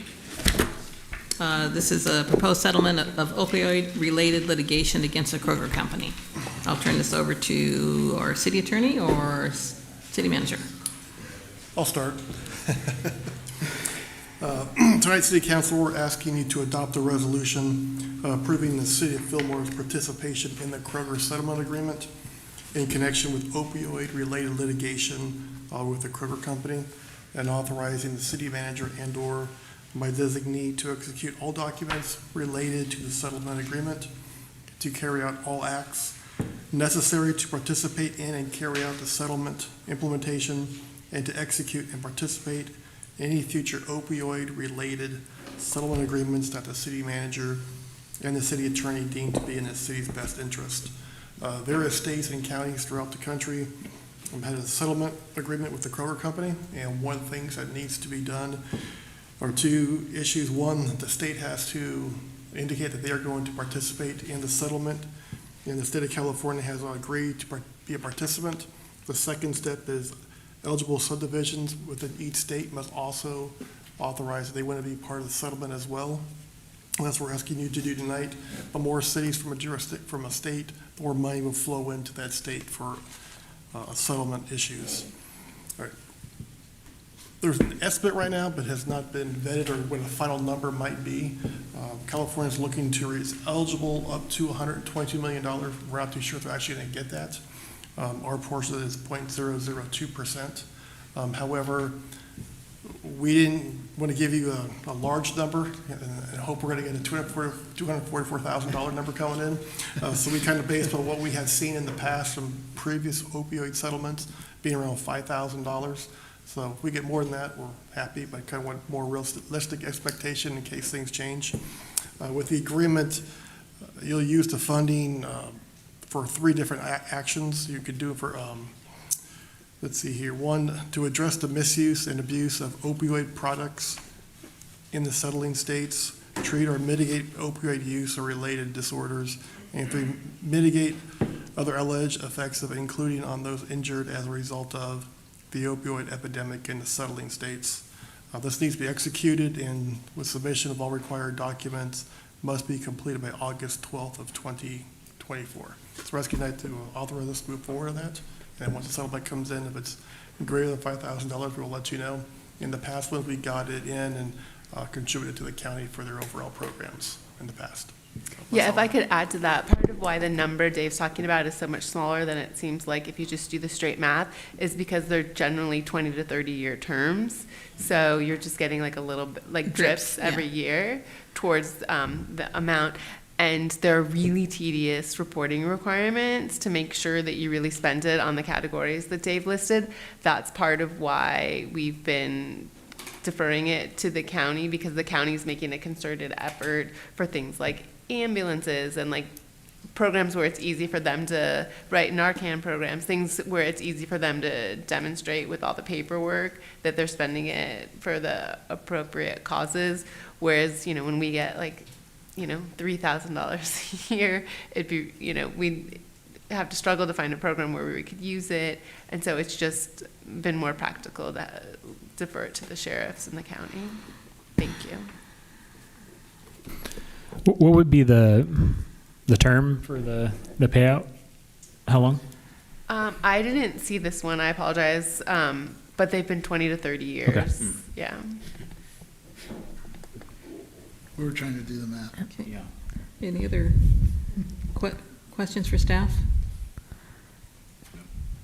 Not a question, but just a comment. You know, you had mentioned that there has been previous opioid settlements, and it makes me think of the master settlement for tobacco back 25, 30 years ago. It's very interesting. That seems to be by company here and not a roundup how they did with tobacco, which was with all the tobacco companies. It was a huge master settlement. It really made a big impact in tobacco control and smoking for many years. So I don't know. That was just a comment. Okay, thank you. Anything else? All right, I'll entertain a motion.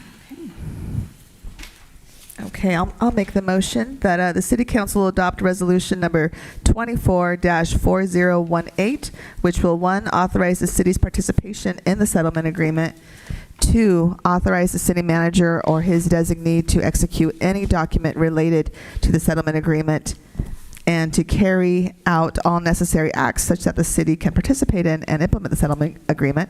And 3, authorize the city manager or his designee to execute and participate in any future opioid-related settlement agreements that the city manager and city attorney deem to be in the city's best interests. I second. I have a motion. I have a second from Council Member Mark Austin. All in favor, please say aye.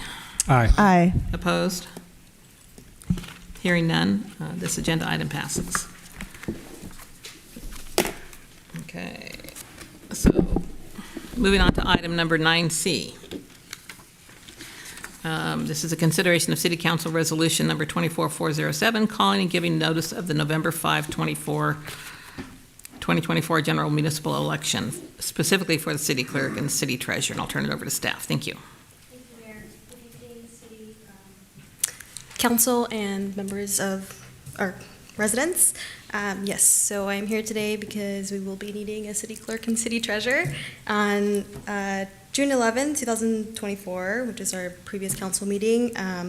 Resolution 24-4013, a resolution of the City Council of Fillmore, California, calling and giving elections of the holding of a general municipal election to be held on Tuesday, November 5th of this year for the election of certain officers. However, the city clerk and city treasurer, whose would be for 4-year terms, are also up for election in this 2024 year, or election year. And so today we're asking that that you adopt resolution number 24-4017 to include our city clerk and city treasurer up for election as well.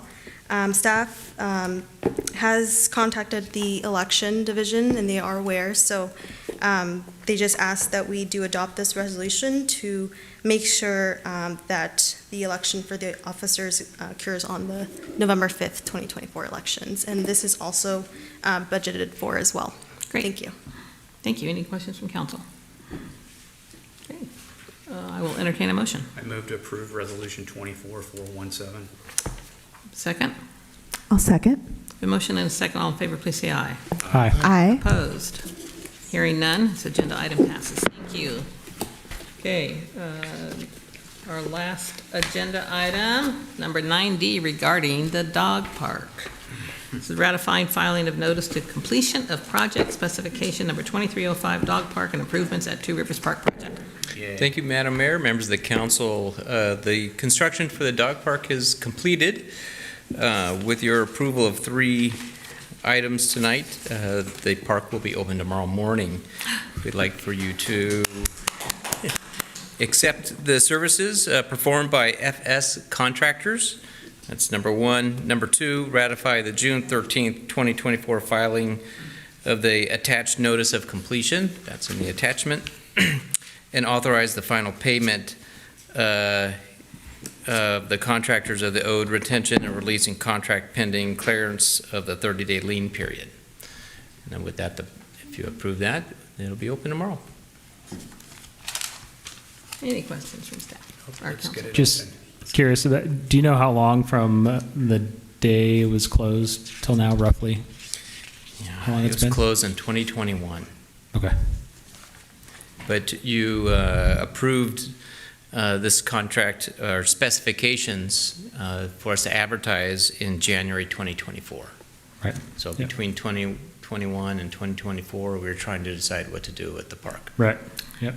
And another question, what year did we break ground on it initially? You know, I don't know. I think I can remember. 20, It was 20. it had to be 2017 maybe, 16? It was around then. Probably 2016? around then. Yeah. I remember pacing the area, walking around. Yeah. And it was closed because of violations of I know. ADA. But it's all corrected. And All good it'll be news. open tomorrow. All good news. Okay. Yes. So I'm going to make a motion to pass this agenda item. My second. Motion and a second. All in favor? Aye. Aye. Opposed? Agenda item passes. Yay. Okay, council now is going to go into closed session. We have closed session on two matters where council is are to confer with legal counsel regarding litigation to which the city is a party on two different items. So once we come. Skip 2 items. Oh, I did it again. Yeah, I did. I Good grief. figured we couldn't go 2 months doing that. So. Jeez. Okay, thank you. Okay, so going back, let me backtrack. Before we go to closed session, we're going to go to item number 10, committee, commission, and board reports. For the record, we're laughing because it's the second meeting in a row I've done that. Okay, so committee, commission, and board reports. Any council members have anything to report? I just wanted to report real fast that earlier today, the Fillmore and Piru Basins Groundwater Sustainability Agency met, and we passed 2 resolutions, passing the adoption of resolutions, adopting the amended Fillmore Basin Groundwater and Piru Groundwater Sustainability Plan. All right. Yay. Good news. And also, That's huge. Councilmember Villaseñor mentioned the Peace and Dignity Run. I'll be running on Sunday from Santa Maria to Santa Ynez. Oh, Wow. Yeah. great. Why? How'd you pull that? So I just wanted to Did you announce. check the weather? It's going to be hot. So, it's going to be hot, but I have a whole support group, a whole van following me, and they'll have all my water. Give you a food. ride. Sitting on our porch cheering you on. Okay. Any other council members with anything to report? Sessions, committee, boards? I do. I have a couple of board Thank you, Christina. report outs. Thank you, Mayor. The first is Ventura County Regional Energy Alliance. I was not able to make the meeting, but I looked at the minutes. There's a couple of things just to mention. Ventura County has applied for, let's see here, $750,000 planning grant for a regional Ventura County heat action plan. So, and what our city's role is in that, I'll find out more information when I go to the next one. And also, there is funding through the Air Pollution Control District for EV charging, and specifically along Route 126. And the minutes mentioned Fillmore. I checked in with staff. I haven't heard back yet, so I hopefully have some more information about that. And just an FYI, that Ventura County has 40,000 zero-emission vehicles, which has already exceeded the goal of 35,000 zero-emission vehicles by 2025. So we have the Ventura County's already exceeded that goal. However, we are lagging far behind in our EV infrastructure and charging. And so there's a lot of, the Regional Energy Alliance has put out a lot of grant applications, looking for funding, and looking to build not just level 2 chargers, but the DC fast chargers, which is what folks will have more in the future. So that's the Energy Alliance update. The Ventura Regional Sanitation District update is that the board went ahead and granted for a contract to go ahead and start with the construction, the digging out really, of the 4th and final cell of Tolan Landfill. This is the last portion of Tolan Landfill. And, you know, the next question that we all have as board members is, how much longer of Tolan Landfill? And I think I brought that up. And it's hard to say. You know, they said it all depends really on the amount, the ability to compact, for the liners, you know, to do the job, and also, you know, the implementation of some state laws around trying to keep. Oh gosh, I just remember the bill name. I think it's like 1383, but we all know it's sort of for us to not send our, you know, our food waste to the landfill. I'm sorry. For diversion, yeah. And so if that, you know, if our local residents and businesses continue to do that more, we'll have more life in the landfill. But really, I wanted to say that they're, you know, sometime after 2030, which isn't too far away, we're going to have to start looking as a regional area about where we take our trash, and is that going to be the expansion of the transfer station in Ventura or Oxnard? There's another landfill in Simi, but and then with everything that's happened at Chiquita landfill, I don't think there's any new openings of landfills in this area. So it should be interesting, but yes, that's beginning. This is the last phase that's beginning at Tolan landfill. That's it. Thank you. Anyone else? No, I just want to mention, and maybe I should have our city attorney, Tiffany Israel, make this announcement, but I just wanted to announce the outcome of the U.S. Supreme Court. Sure, I appreciate the opportunity to say a little something about that, because the headlines are really just focused on the fact that it's declared that the city of Grants Pass, Oregon's ordinance wasn't cruel and unusual punishment that violated the Eighth Amendment of the United States Constitution. And so people think that means that now cities and counties can go out and start arresting homeless people and putting them in jail, but the opinion was very specific that that should be a last remedy, and that the focus needs to be on providing services and housing and building more housing, and that it should be a sliding scale before you arrest someone, where you have contact and you get to know them and you work with what supportive services they need. And unless there's an emergency situation involving drugs or alcohol or weapons or physical altercations or something, that arresting shouldn't be the immediate response, because they are people who need help. And so there's a lot that's going to need to be done. I had a meeting with the different city attorneys of the county on Monday, and it's going to be an ongoing thing. The DA and the county council were also part of that meeting, talking about what's being done, and we want a collaborative approach. We don't want to be pushing homeless people from one jurisdiction to another, but ultimately we want to be helping the people. And so there was consensus that no one's going to start arresting people, no one's going to start adopting new ordinances, because as the court also pointed out in the opinion, there are other laws that could come into effect. People still have due process rights. They still have, they're very, like California has something called the Bain Act, which gives them civil rights. And so there are different, just because it doesn't violate the Eighth Amendment of the Constitution as cruel and unusual punishment, it could violate other laws if you have ordinances. And the appeal was very specific to the Eighth Amendment only. So it's going to be status quo. It's going to be, the county has a homeless commission that Dave and I have been in touch with to see if they can come make a presentation to the city about the services they're providing. We'll let council know when we get something scheduled, but there's not going to be immediately different impact on our community and what we can do until we start rolling out more services to help people. Great. And I just want to point out that the significance that actually Fillmore, and more specifically our city attorney Tiffany Israel, had on seeing this case that was a Ninth Circuit Court of Appeals that was appealed and moved up to the United States Supreme Court. And our little Fillmore is referenced in a brief. Tiffany's name is mentioned in the brief on the U.S. Supreme Court. The court's opinion. And the court's opinion, yes. Yeah, in the court's opinion, very exciting. they referenced. So we can frame it and put it on a. I mean, that's huge. That's huge. I think Fillmore did a great job.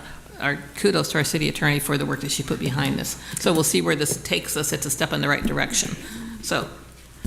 And some of the data that we got from Chief Malagone and his team, because they referenced not only our brief on the actual matter from this spring, but also our brief from the fall, which provided the data, which is why we wanted them to take the case in the first place. So both of our briefs are referenced in the opinion. Huge.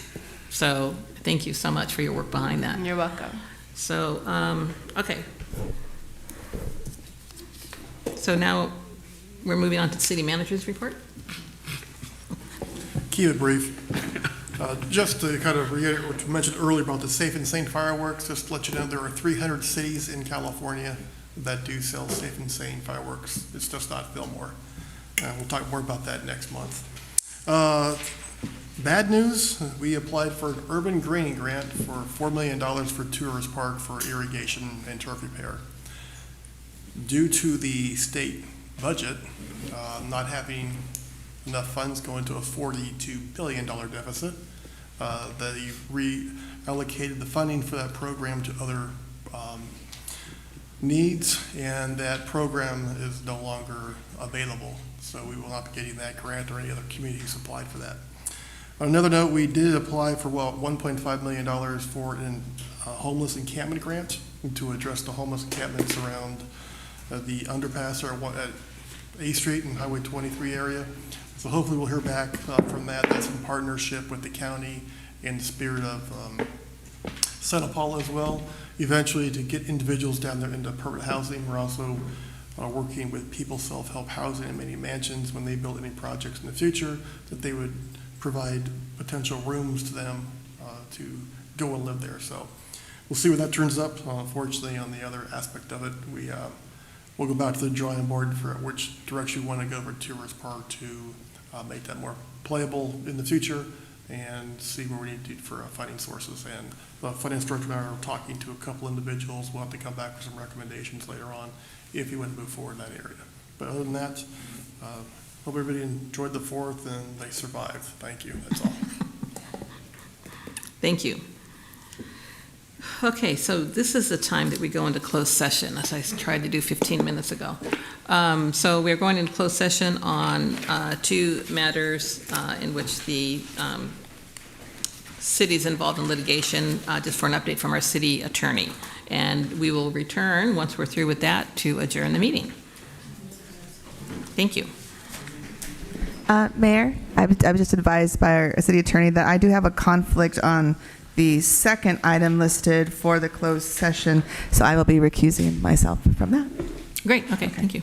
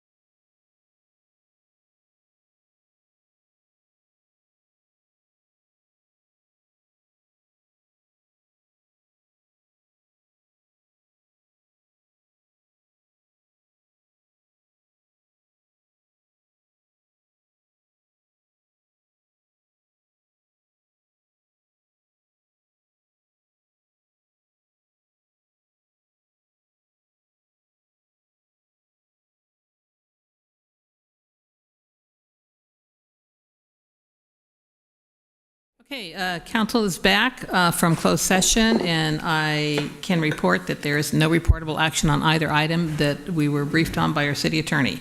So I'm going to adjourn this meeting to our next meeting on August 13th here at City Hall, and we will see you then. Thank you.